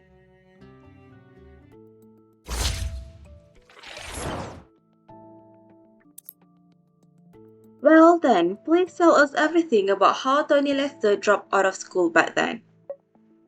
Miss Harvey heaves alongside when she hears your questions as if she has a lot to say on the subject.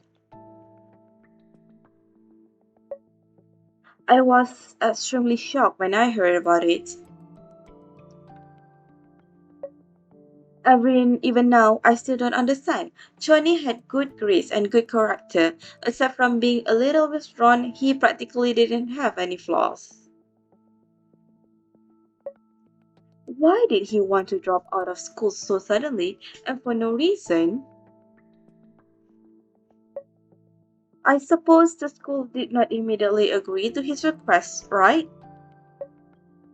Of course not. The school must have asked him to think things over carefully. Besides, a decision like that can only be made after thorough discussions with his sponsor. Luke and you look at each other briefly and both feel a tinge of excitement. Sponsor? Yes, Tony's parents passed away in an accident when he was still young. He doesn't have many relatives, and his sponsor has been the one paying his school fees. Miss Harvey sighed rather dejectedly. But no one could have imagined that Tony was that set on dropping out of school. Even his sponsor couldn't talk him out of it. We ended up having no choice but to agree. It's a huge missed opportunity as far as the school is concerned to lose a student with great potential.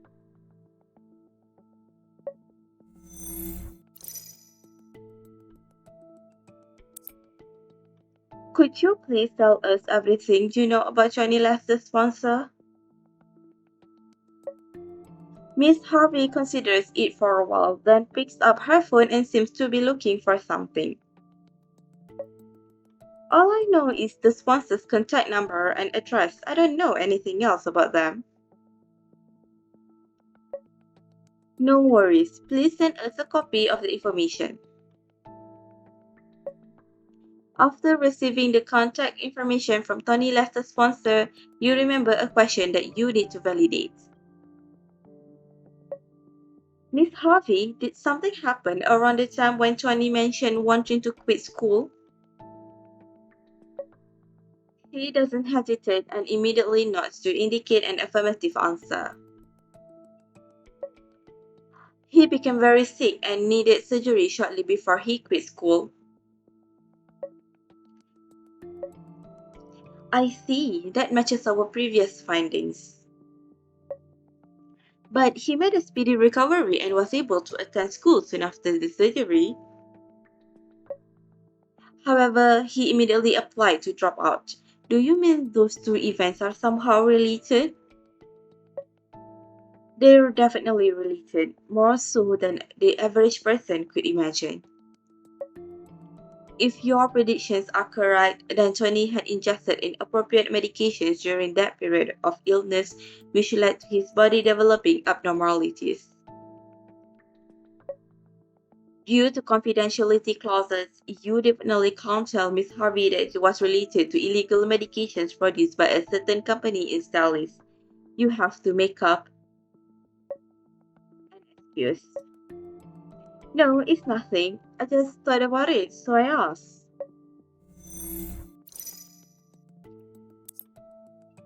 Miss Harvey, did Tony mention where he would go after leaving school, or did he leave any clues or information? I don't recall any. Tony was very quiet during that time. He didn't say anything to anyone.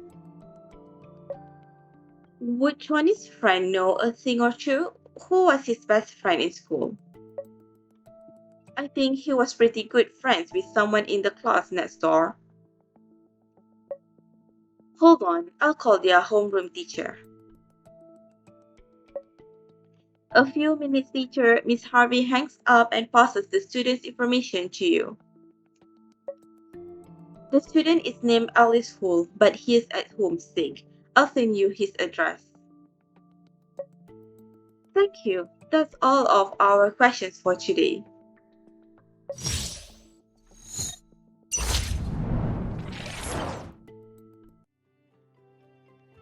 Now that you've received some new clues, you and Luke feel much more settled. Thank you for your cooperation, Miss Harvey. Then we won't bother you any longer. We need to head out now to investigate these new clues.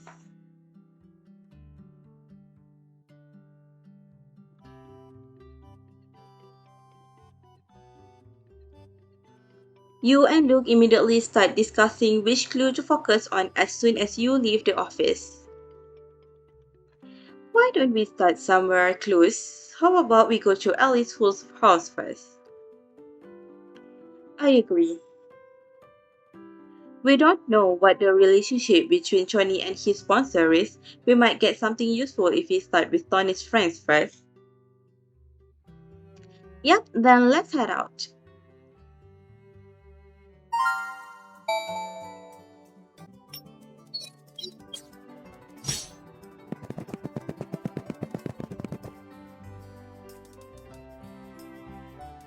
You find Hull's home based on the information Miss Harvey gave you. After you ring the doorbell, a middle-aged man comes out to open the door and pauses when he sees you. How can I help you? Hello, is this Alice Hull's home? We're hoping to speak to him about his friend at school, Johnny Lester. You also explain who you are and state that you're here to assist the police with an investigation.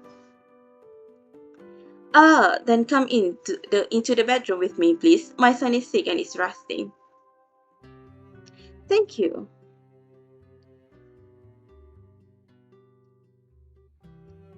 When you enter the room, you see a boy playing on his phone in bed. The middle-aged man immediately goes and takes away the phone, then puts his hand on the boy's forehead. Sensing that his fever isn't very high, the middle-aged man visibly relaxes. What are you doing? You haven't fully recovered and still you're playing with your phone. Dad, it was just... Huh? How are they? The boy is about to argue with his father when he sees you, and he blinks curiously. Hi there, we're hoping to ask you some questions about Johnny Lester. The boy with cropped hair sits up gloomily on the bed, his hand still fidgeting with his phone. You wanna know about Johnny, huh? Well, we used to be friends, but not anymore. He blocked me, so no, I don't know anything about him. Teenagers still wear their hearts on their sleeves. Noticing that his words don't truly mean what he thinks, you hurriedly explain the situation. Johnny might be in danger. We need to know everything we can about him. We hope you can work with us so we can find him ASAP. Huh? Tony, how was he? He frowns and then thumps the bed with his fist. Then he sighs despondently and raises his head to look at you seriously.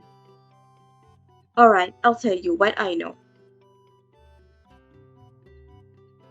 Tony has great grades, but he's not so good at talking with other people.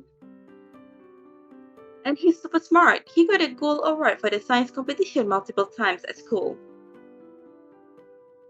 And he likes to fiddle around with mechanisms and gadgets. I don't really understand those, but they look really awesome. I don't understand why he suddenly quit school and he blocked me too. Seriously. Having talked about this all in one go, he stops and looks at you. Anything else? For example, where he might go after he quit school, or places where he used to go all the time?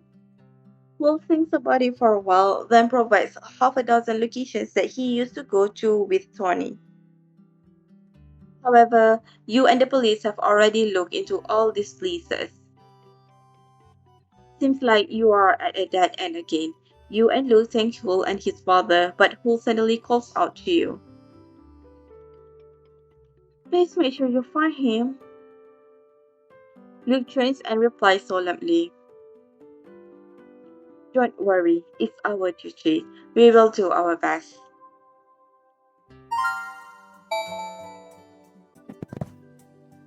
Once you come out of Hull's home, you find somewhere quiet to discuss the clues you have at the moment and to sort out your thoughts. Perhaps noticing how you look rather despondent, Luke starts talking first. This trip is still pretty fruitful, at least it shows our hypothesis before we're all correct. For example, we now know that Tony had great grades and was an exemplary student. He had no reason to quit school or cut off his friends. True, that means Tony definitely made these decisions due to his illness, which was getting worse and worse. It's just a pity that we still don't have anything regarding where Johnny might be right now.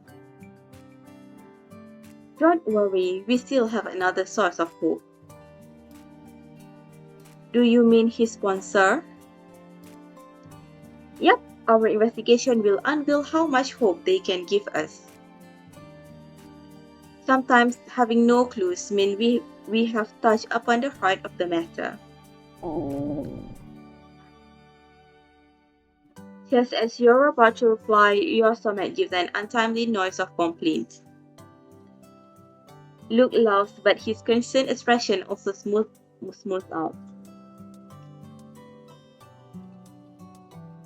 Seems like we need to solve the problem of dinner first, before we touch the heart of the matter. I'm feeling hungry as well. Let's find a restaurant close by and eat something as we talk. Okay, let's deal with our hunger issue first.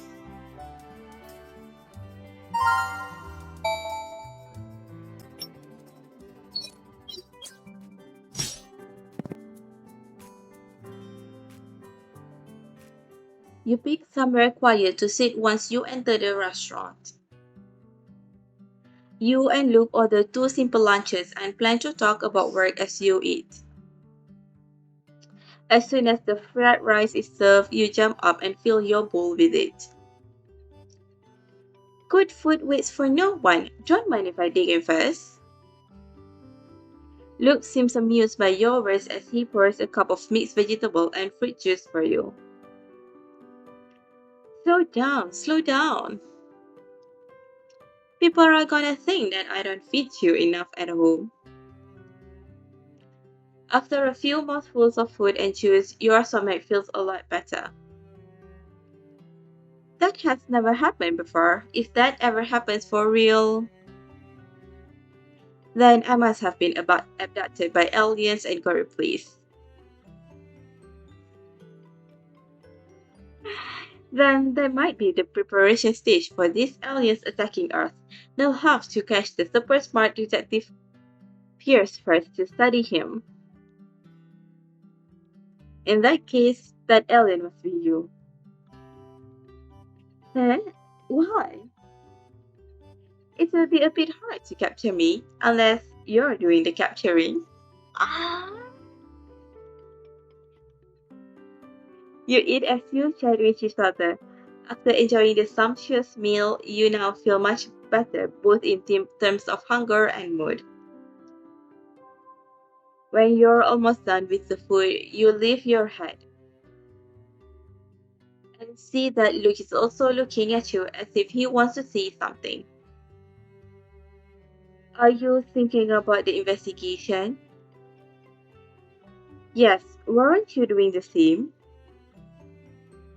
Yeah, I kept thinking about it while eating. All the sudden and unusual things Tony did were probably all related to his symptoms, such as quitting school for no reason and blocking his friend Alice Wu. Luke gulps down the last bit of soup in his bowl and nods. I agree. He investigated Victoria in secret and then he did everything by himself. It's obvious that he's not willing to get those around him involved. You both sigh when you mention this topic. He put everything on the line and started to investigate Victoria and didn't want to get anyone else involved. On that front, I feel that he did all this because he feared he didn't have much time left. A thick silence envelops you for a few seconds. The sounds of customers talking around you do not seem to lift it. A hint of bitterness flickers past Luke's eyes. Things like this should not be happening. We've already encountered Rickman's case and got to know how his girlfriend Kilner was a victim of the unregulated medications from Victoria. And now we're investigating Tony's case. I don't want to think just how many similar cases are happening at places we are not yet aware of. Look, He stretches his arm and lightly pats your hand at the edge of the table. Concern and regret seems to fill his eyes. Thankfully, we haven't run into anything irreparable. It's just that Kilner and this missing boy. They The hand that Luke is clasping over yours trembles as if he can gain some strength from you in this way. Maybe that's what Tony thought too. You raise your other hand and pat his tense hand, signaling for him to relax, then offer your explanation. Since Tony already discovered the consequences of using those unregulated medications, he probably also realized that there's a very little hope for full discovery for him. So why did he decide to give up on everything? And why did he also choose to hide and cut himself off from everyone while diving deep into this investigation? Tony's acute awareness of the surveillance cameras in the city is also indicative of this hypothesis. This smart boy avoided as much surveillance as possible, fearful of being discovered by Victoria before he found anything concrete. You mean? I think that he was thinking along the same lines as you are. He also didn't want to see anyone else become a victim of those medications like him or for them to lose their lives. That's why he decided to take the risk. Luke blinks as if he had never considered this. That makes sense. He soon shakes his head and smiles in relief. You're way more calm and logical than I am sometimes. Isn't that a good thing? We both can get a bit hot-headed at times. As long as one of us remains steady, we'll be invisible. Yep, together we are invisible. That's right. You can't help but pinch Luke's cheek. He indulges in your little actions and pulls your withdrawing wrist with his hand. Then he plants a soft and warm kiss on the corner of your eye. You try to contact the sponsor as soon as you finish lunch, but no one picks up the phone. No one's picking up. Guess we have to visit him at his house. Let's go.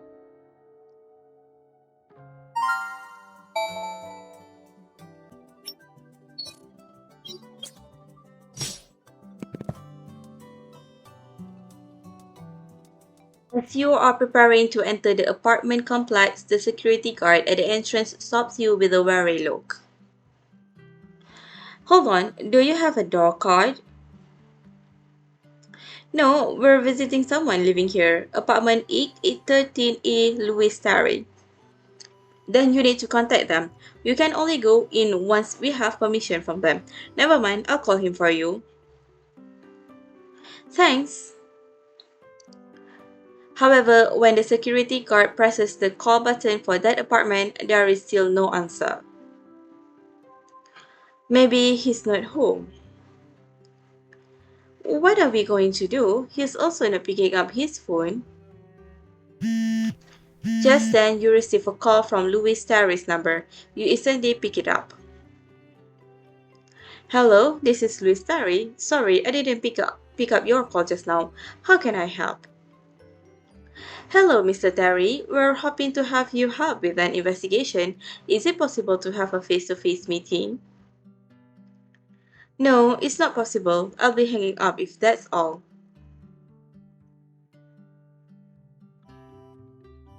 Not anticipating that Terry would refuse you straight away, you quickly change tactics before he can hang up. Please, wait, don't hang up yet. We're working with the police on a case. I can show you my ID when we met. We need to get some information about Johnny Lester from you. It is extremely urgent, Mr. Terry. It would be a great help if you could work with us. Just as you wonder whether you will be rejected again, Terry interrupts you. About Tony? Terry seems to be rather shocked by this, and his previously dismissive tone also shifts to carry a hint of concern. I see. Then yes, that would require us to meet face to face. Let me take some time off work today to meet with you, or you can come and see me. He does not refuse you again, and his attitude also shifts to being quite amicable. Though you don't quite understand why Terry's attitude took such a turn when he heard it was about Johnny Lester, you still reply affirmatively. That would be a wonderful. Please send us your location, Mr. Terry. We'll see which option might be more convenient. Terry sends his location a few minutes after you hang up. Luke calculates the distance from here to that location and nods. It's not far. Let him know that we can get there ourselves. Mr. Terry, you can just wait for us at your office building once you've taken the time off. We'll be there in a bit. Sure. You and Luke immediately set off toward where Louis Terry, Tony Lester's sponsor, is currently located.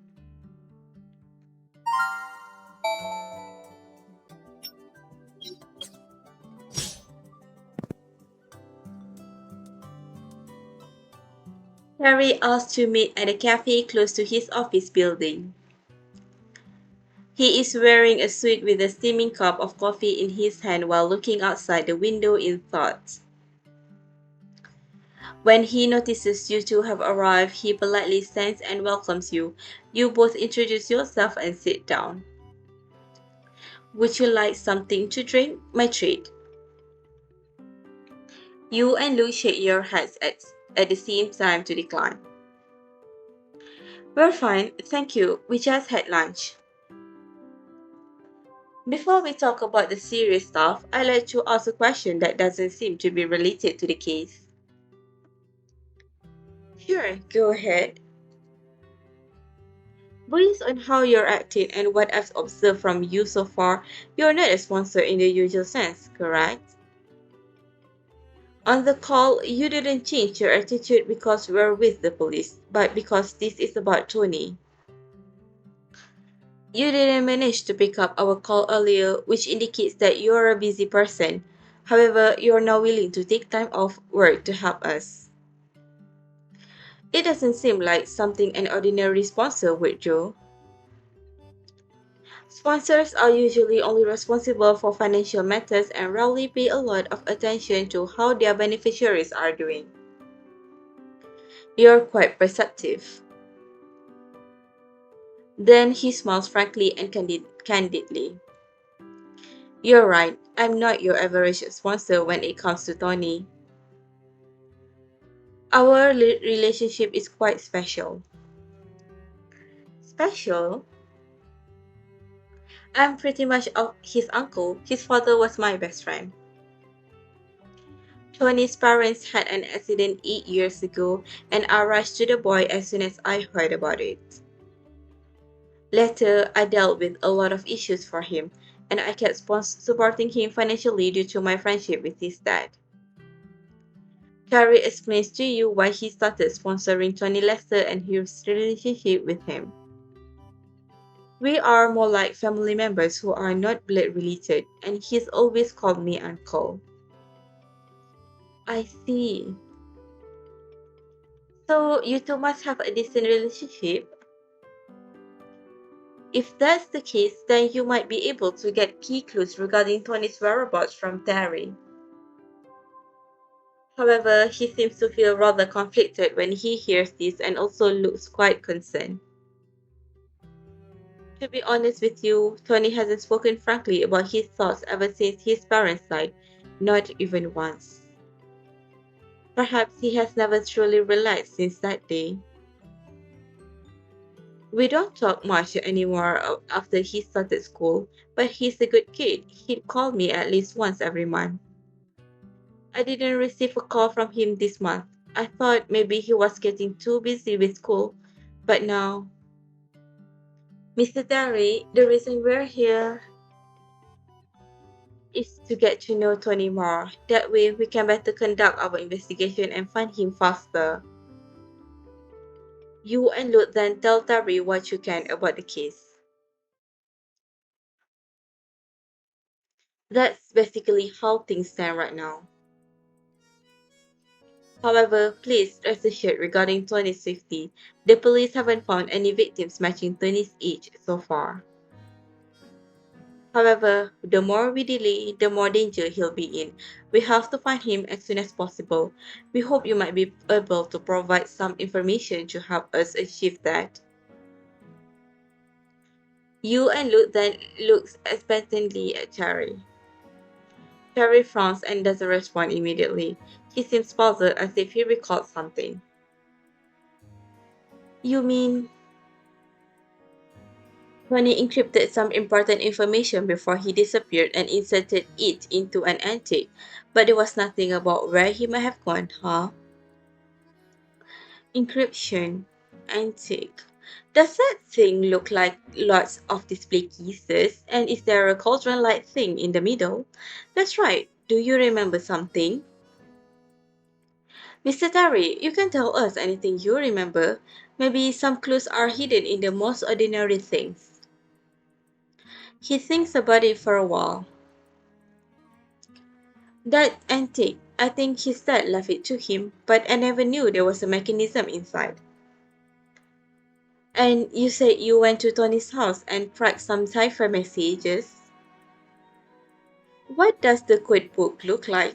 Does it have lots of strange symbols at first glance? Huh? You and Luke looked at each other. This is not what you anticipated at all. That's all correct. How did you know about that? The man sips his coffee, then nods, his eyes seemingly clouded with memories. Not only do I know of it, but I've seen Tony said put those codes to paper. What's the story behind that? I met his father when we were much younger, but then he was still living alone in a tiny apartment in North Dallas. He was passionately in love with Tony's mother, and they were planning to get married. Once I once when I visited him, I saw him writing a bunch of strange symbols in a notebook. He explained that he and his fiancée were creating a cipher that only they could understand. I'm not knowledgeable about this topic, so I teased him a lot about it. That's why I still remember it to this day. So they created a cipher together. No wonder there were two types of handwriting in the book. Luke mutters to himself. He then asks Sari if he knows more information or if he knows where Tony could be. Tony cares a lot about his parents, but he always hits it down in his heart. He also regards the things his parents left with great importance, such as that antique he brought to you. As to where he might have gone, let me think. I'll give you a list. He soon lists out many locations where he thinks Tony could be. Those places include Tony's parents' house and their families' houses back in their respective hometowns. However, unfortunately, we've already looked into all of those places. We didn't find traces of Tony anywhere. Luke cannot conceal the disappointment on his face. Terry is the investigation's last hope. As yet, this last hope is unable to provide anything that can help you find Tony. Ah, then I'll keep thinking and see if I've missed anything. Tony is not going to just disappear. Okay, please let us know if anything comes to your mind. Terry takes down both of your contact details. The clues once again stop here. You and Luke can only head home for now and think of other possibilities later.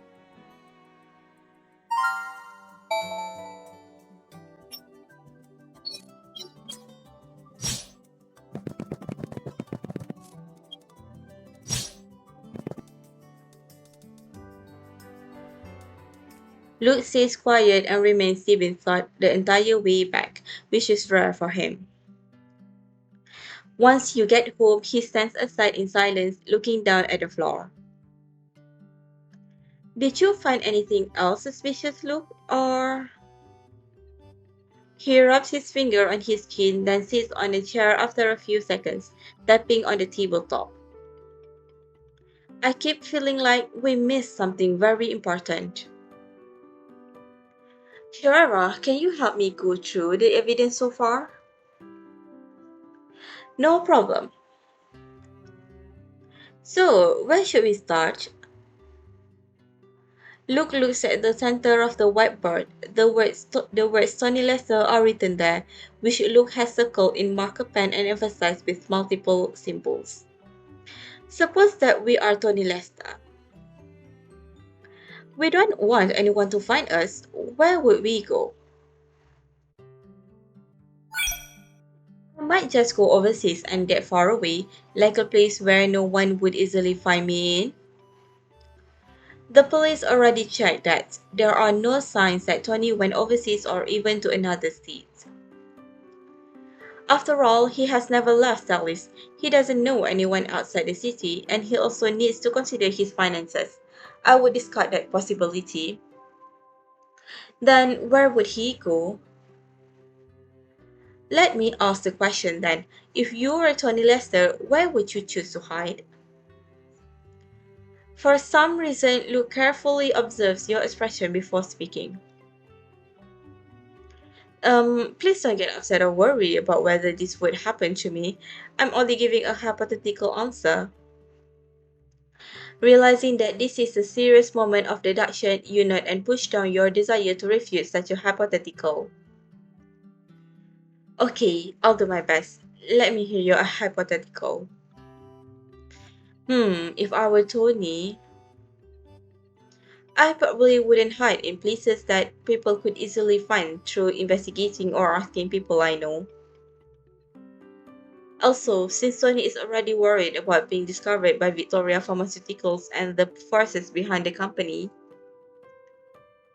I think I would hide somewhere no one would expect, or somewhere most likely to be overlooked by everyone. You sort through your thoughts according to Luke's logic. A place where people overlook would be the safest. Luke looks outside the window and lapses deep in thought as if completely putting himself in Tony's shoes. I feel like Tony has other reasons for making this choice. Other reasons? Yes, do you remember something that his sponsor said? He said Tony still cares a lot about his parents. You mean we shouldn't ignore his age and identity if we're going to guess his choices. In the end, Tony is just a young student who hasn't seen much of the world. Think about it, being at his age with limited life experience and knowing he doesn't have much time left, combined with how he cares a lot about his parents, I don't think he would pick a place completely unfamiliar to him to spend his last days. Luke pauses as if these words made him think of something. After all, he's still young. He hasn't stepped into society and would make such a lonely and desolate choice. Maybe Tony still has a sliver of hope that someone might come and save him. Yes, so I feel like he is more likely to subconsciously lean toward hiding somewhere related to his parents. This does fit a teenager's mindset. This time, Luke doesn't add to your words and keeps deducting. He suddenly pauses, tilting his body and his head. He then raises his hand and starts to draw patterns in the air. A place related to his parents.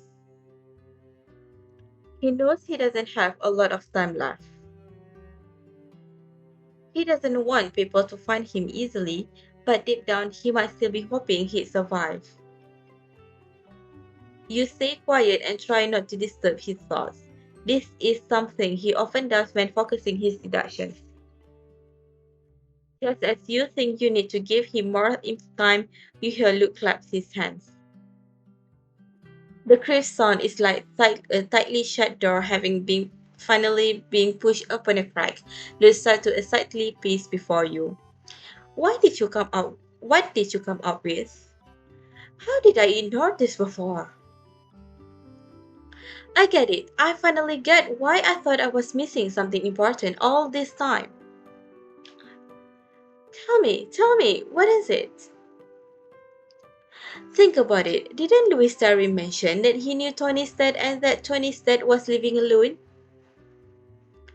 Yes, I remember. He also mentioned that he saw Tony's dad writing those quotes, and he saw it at the place where Tony's dad was staying before he married Tony's mother. True, but what's wrong with that?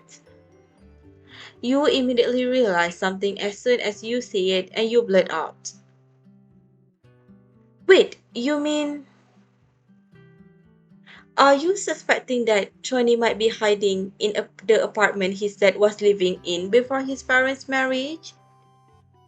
Yes, that's very possible. Now that I think about it, there are lots of questions about the place Tony's dad used to live in.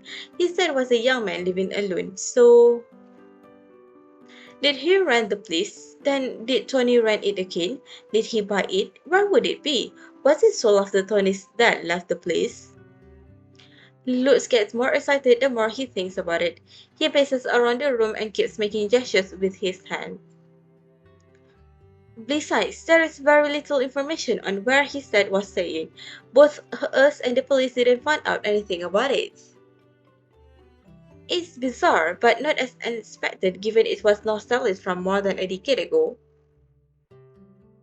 North Dallas has been rather lawless for a long time, which means all the records, such as property ownership information, are pretty unreliable. As Luke makes leaps and bounds in his deductions, you pass his phone to him in tacit understanding. I see, so now what are we waiting for? Let's ask Terry about it right now. Luke immediately dials Terry's number and sets the call to speaker mode. Terry soon speaks up.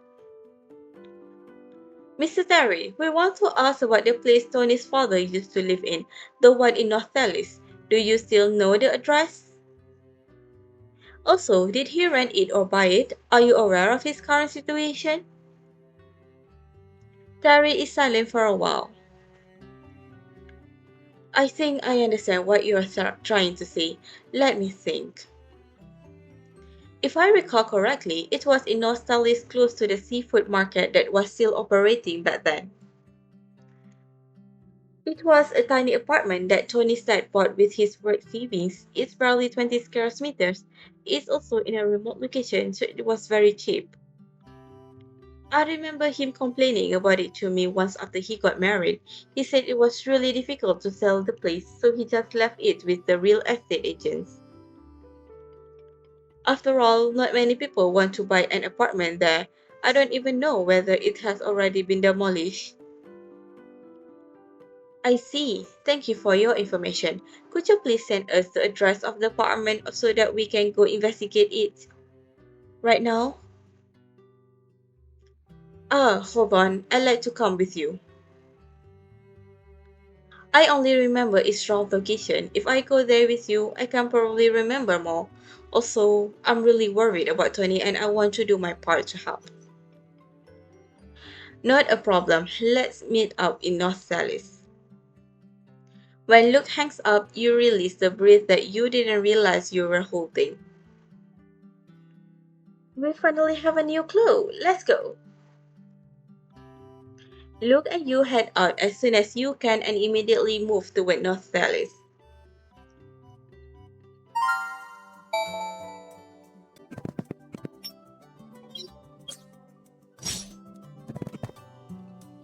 Dilapidated neighborhood. While you're on the way to the North Dallas, you inform the police of your findings. Officer Day immediately indicates that he'll come over and help with the investigation. With Nostellis being such a chaotic district, no one would want to encounter any dangers during this investigation. You soon meet up with Thari in Nostellis, and he proceeds to lead you on a search to find where Tony Lester's dad used to live. I think it's around here somewhere. After passing through some rundown alleyways, Terry scans his surroundings and turns into a narrow road diagonally ahead.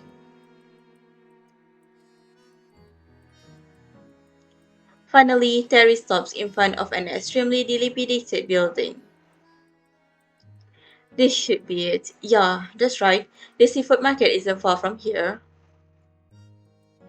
Thank goodness it hasn't been demolished. Which floor is it? Third floor. Let's go.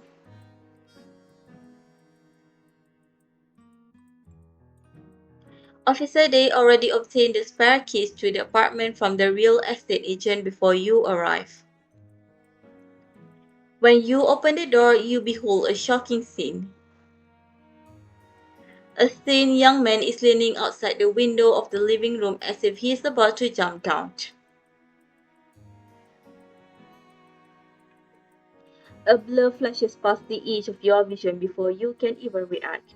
In the blink of an eye, you look on Officer Day have rushed over without hesitation. Moments before the young man falls through the window, the two of them tightly grab onto him and forcibly heave him back before putting him next to the living room wall. However, the young man is shaking and struggling to extract himself from their grip. He is evidently startled. Let me go! I don't want to die the way you want me to! No! Is Tony? Luke realizes something is off as well, and he hurriedly puts his hand on the young man's forehead. He's running a fever. He probably thinks we're from Victoria.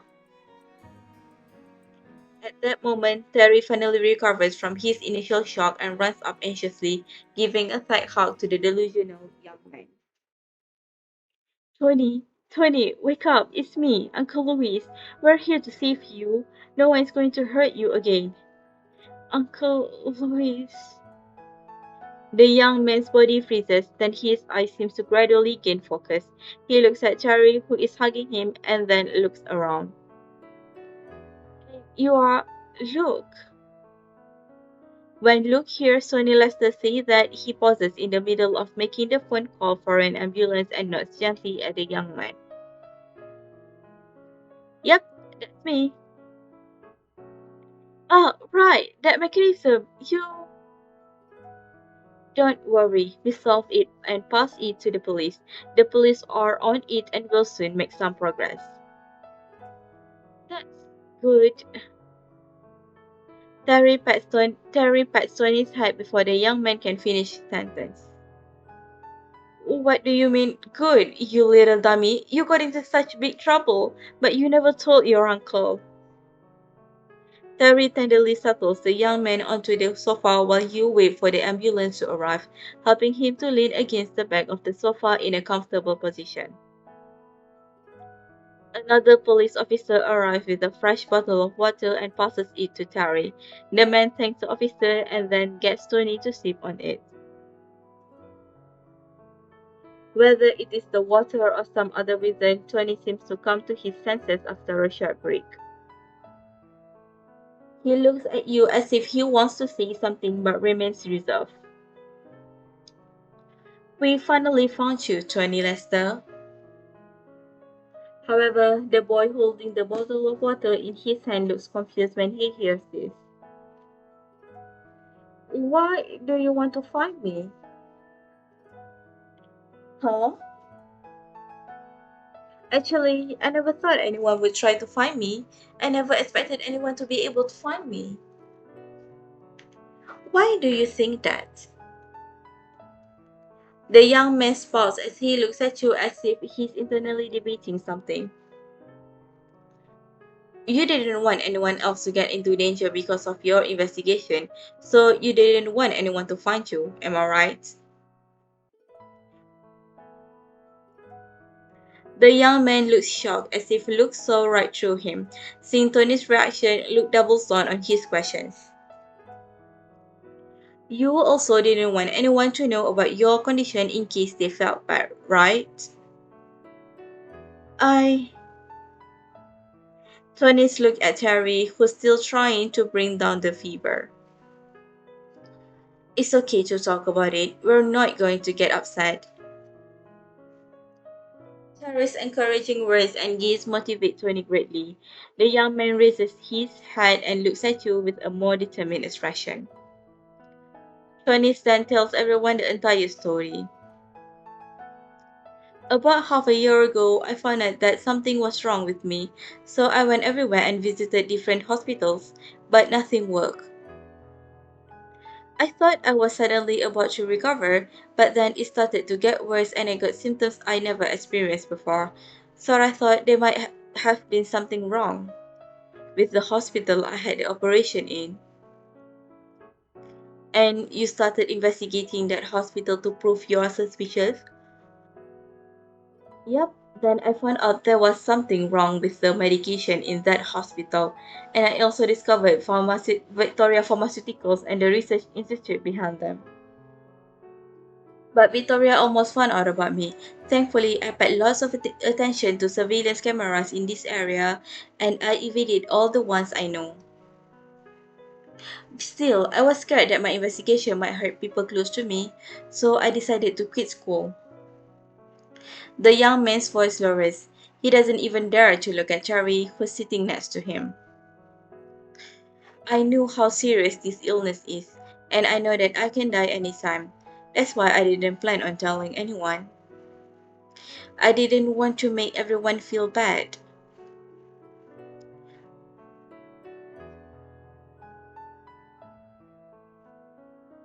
Terry pats Tony's hair tenderly, his eye full of concern. I wanted to dig even deeper once I found out about Victoria. They must have large numbers of people and lots of money supporting them. Right, Rickman, the man who was beaten up by Victoria and got left in the alleyway that night. You are the one who get him help, right? As expected, the young man nodded slightly after some thought.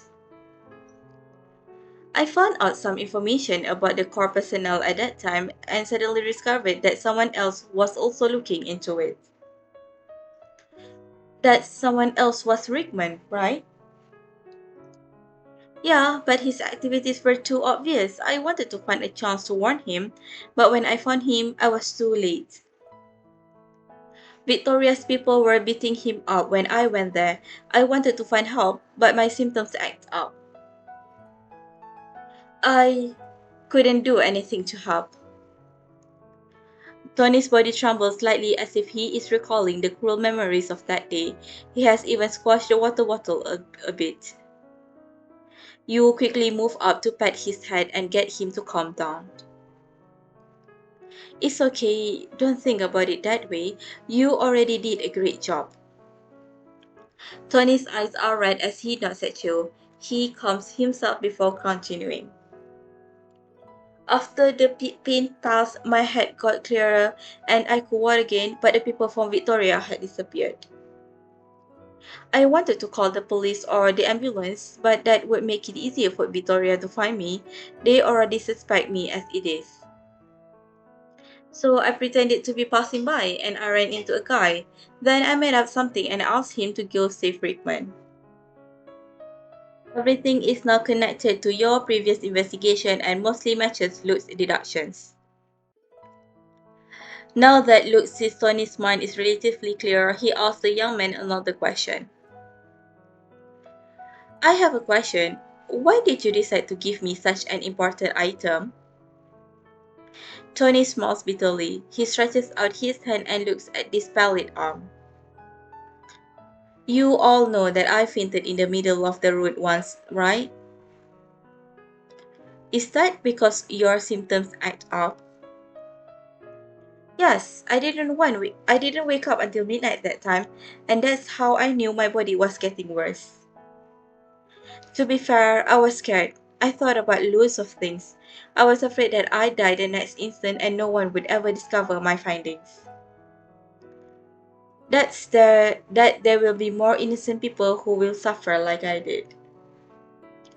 I got it. Is that why you went to find Luke? Yes, you probably guessed why I trusted Luke so much. It's because I saw you investigating Rickman's case. You put everything you had into Rickman's case, so it must be safe to give that to you. So I snuck out of the hospital and encrypted the cloud website addresses into a cipher, wrote down some clues, and put it inside the antique.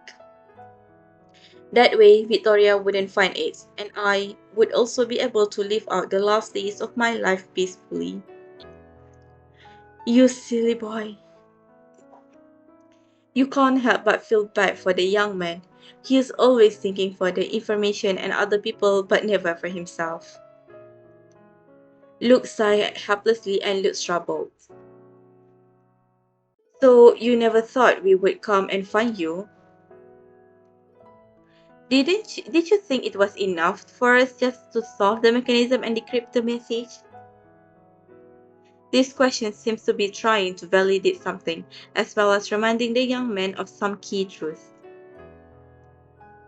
Tony pauses when he hears this, and then obediently nods. Yep, I thought it'd be enough for you to just obtain the key evidence about Victoria. You look at Luke before walking up to the young man and bend down, keeping your gaze at the level of his eyes. No, our priority in this investigation has always been finding you and ensuring your safety. We guessed that you didn't want anyone to find you, so we weren't going to leave you on your own. Luke walks out slightly frustrated and crouches down with you to face Tony. Did you think about what would happen if I didn't recall your gestures and hints, or if I wasn't smart enough to solve the puzzle? Tony pauses again as if he had never considered this question.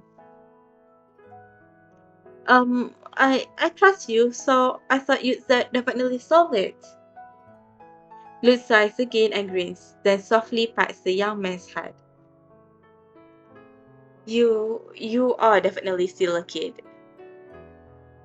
It's because he's a kid that he can have such absolutely and complete faith in someone he finds trustworthy. And yet, if the young man hadn't entrusted his clues to Luke but to someone more nefarious, then perhaps this case would have reached a different conclusion. You can understand what Luke is thinking and what causes him to let out a soft sigh. Luke then looks at the slightly confused young man and speaks again. By the way, I almost forgot to tell you, this illness is perhaps not as despairing as you think. Really? Huh? But what I found out was... Look, the ambulance is here. We'll talk more once we're at the hospital. Tony Lester's case has finally concluded. You can now relax and follow Luke and the young man to the municipal hospital.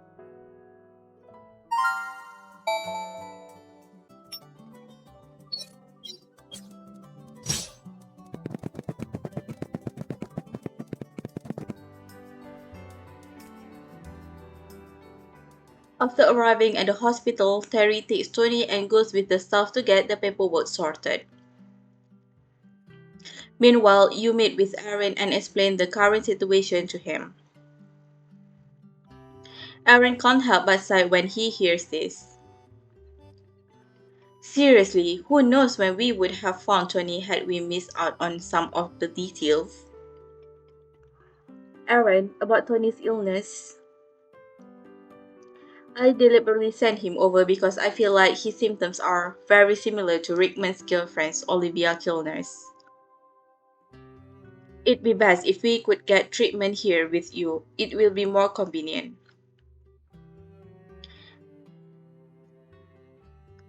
You understand why Luke paused. Perhaps he was trying to say that Tony Lester is similar to him.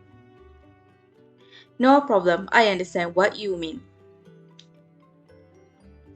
If Tony encounters any dangers when undergoing treatment, I'll go report to my managers.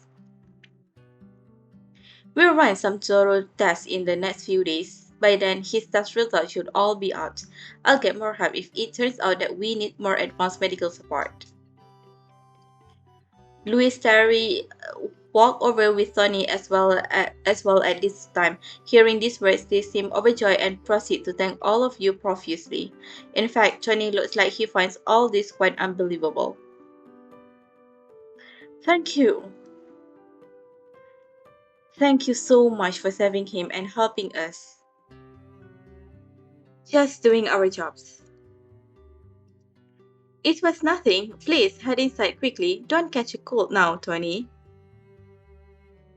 You leave the situation for Aaron to deal with. After you and Luke bid farewell to the others, you plan to head back to the police to discuss other matters.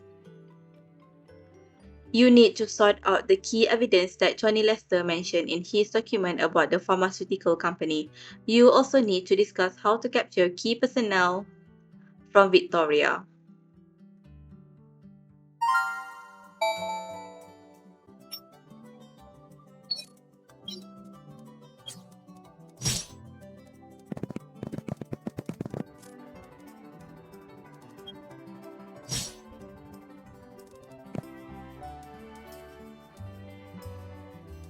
It's after midnight when you finally get back.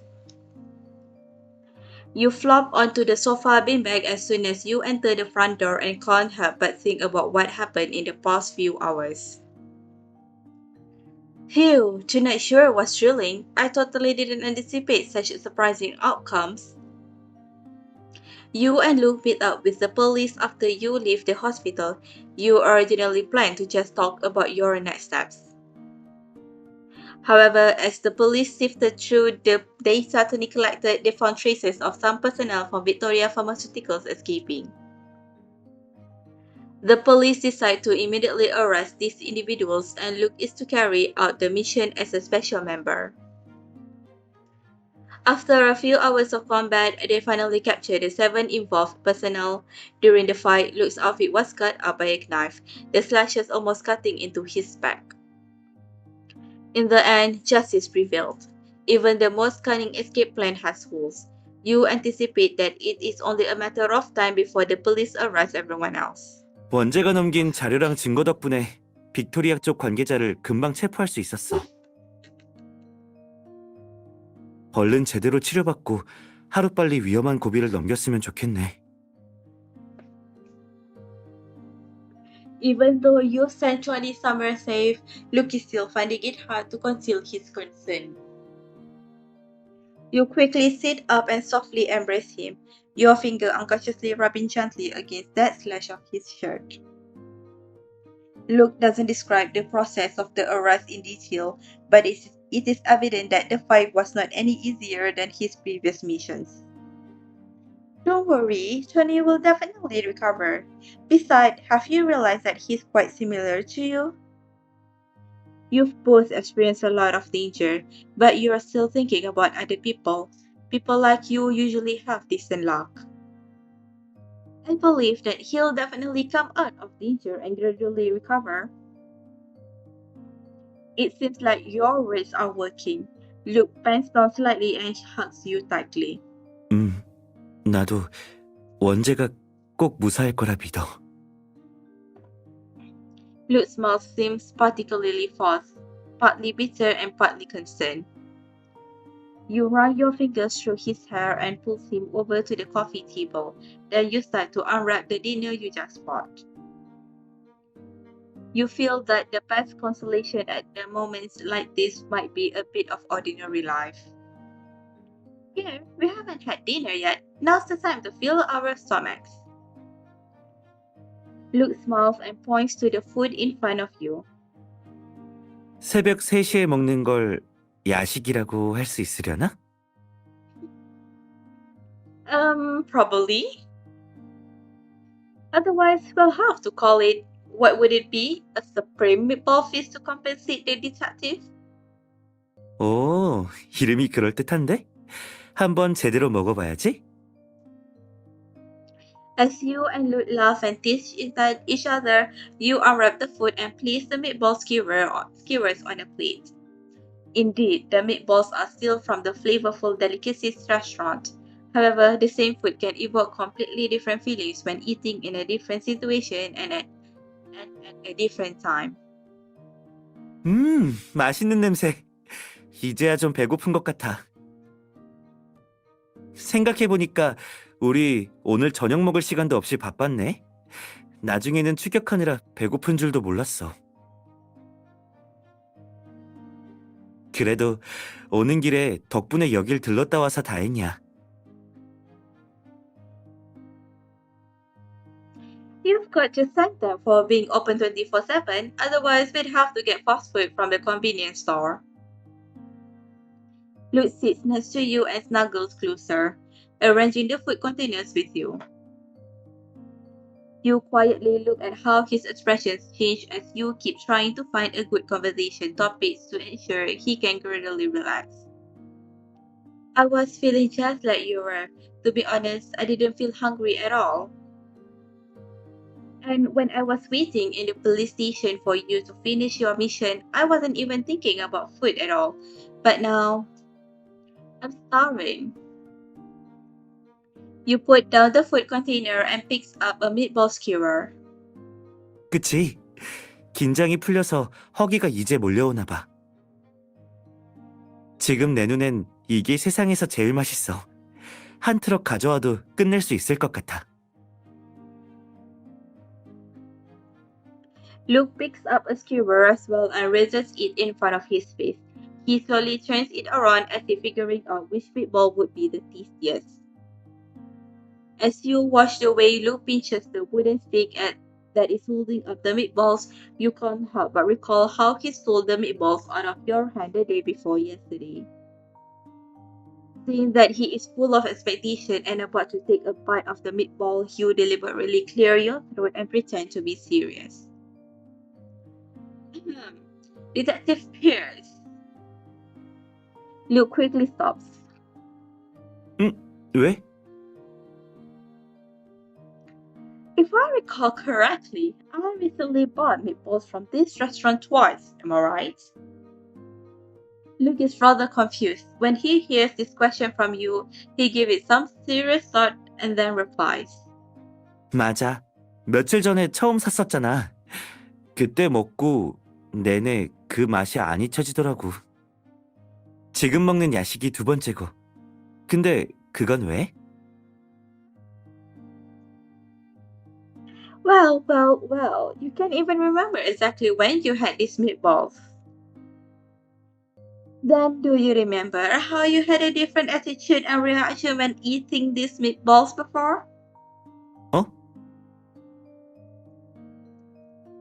The last time I bought them, you were so engrossed in the investigation that you didn't get the time to eat them and ended up taking them from my hand. You remember that, don't you? And now you're just actively picking it up and putting it straight into your mouth. Don't you think you're missing some steps this time?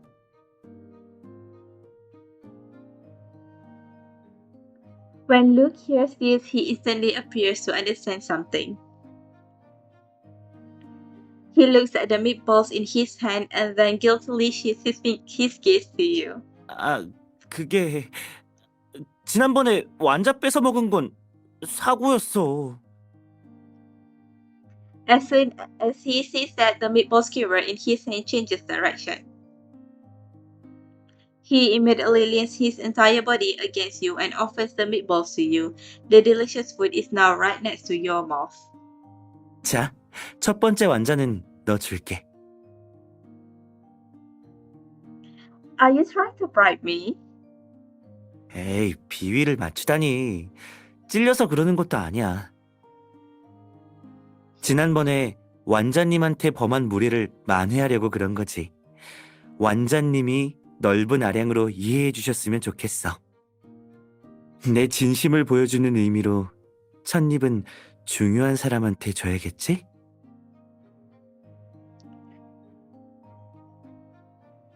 The lamplight dances in Luke's eyes like the endless ripples of a lake. Unable to hold back your laughter anymore, you snicker as you munch on the delicacies that Luke offers to you. Okay, fine. I'll do my best to eat them. When I have the chance, I'll put it in a few good words for you with the meatball goddess. 그렇다면 두 번째 완자부터는 100번씩 씹어서 내 진심을 증명해 보이겠어. He then immediately bites into one and starts chewing with a smile, as if he had been hungering for this for a long time and couldn't wait anymore. After this round of teasing, it seems that the lingering sorrow and seriousness surrounding Luke have dissipated quite a bit. 갑자기 이 말이 생각나네. 완자로 해결할 수 없는 건 없다. 해결이 안 된다면 한 꼬치를 더 먹어라. I don't remember hearing that. Did you just make it up? 그걸 말하면 어떡해. Alright, if you're that happy to have these meatballs, then let me interview you. Thinking back on the 2 times you've had these meatballs recently, which was a happier occasion? Luke chews the meatballs in his mouth, then swallows. His eyes dart around the room before he answers your impromptu interview question. 언제 이려나? 잘 모르겠어. 2번 다 맛있게 먹었거든. 굳이 따지자면 그 좋은 느낌이 조금 다른 것 같아. Different? How so? 그 2번 사이에 많은 일을 겪어서일지도 모르겠지만 지난번에는 서프라이즈 받은 느낌이라 좋았다면 이번에는 뭔가 마음의 짐을 내려놔서 좋은 거랄까? As Luke explains, he raises the skewer he is eating and slowly twirls the wooden stick toward the light. The round meatballs in various colors appear rather different in the light. The twirling meatballs on the skewer remind you of a farm roll, where the past happenings gradually replay before your eyes.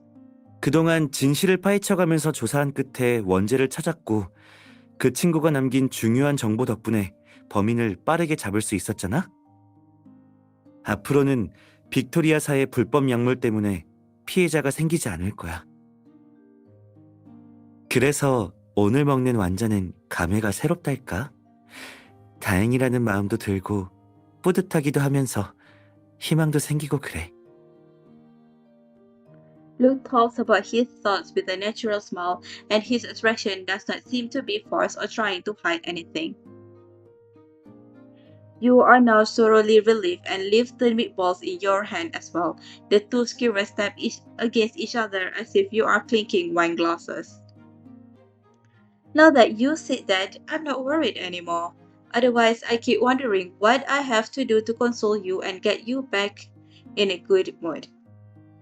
아, 위로 차원에서 물어본 거였구나? Because you were putting on a fake smile when we first came back and concerned that you'd affect my mood. 나름 괜찮은 연기였다고 생각했는데 벌써 들켜버렸네. How could I not discover it? When it comes to figuring out what a certain someone is thinking of, I'm sometimes very good at it. 그럼 지금 내가 무슨 생각 중인지 맞춰볼래? Huh? Right now? Right now? What would Luke be thinking right now? Is he still worried? You put down the meatballs, pull out the tissue, and start to think as you wipe your hands clean. However, you immediately feel your body leaving the chair.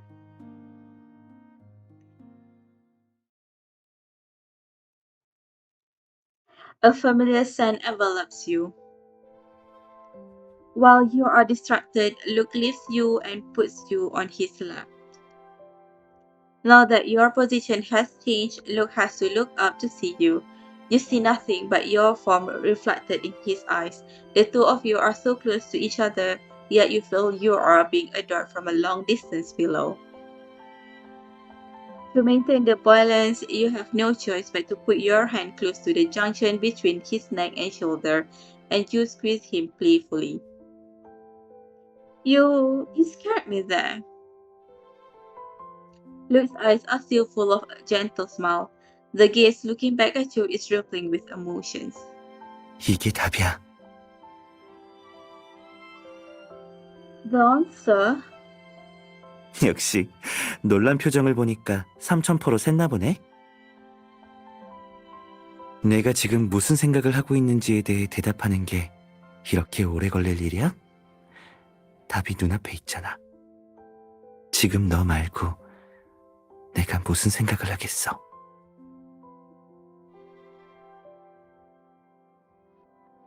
You didn't expect him to answer his question.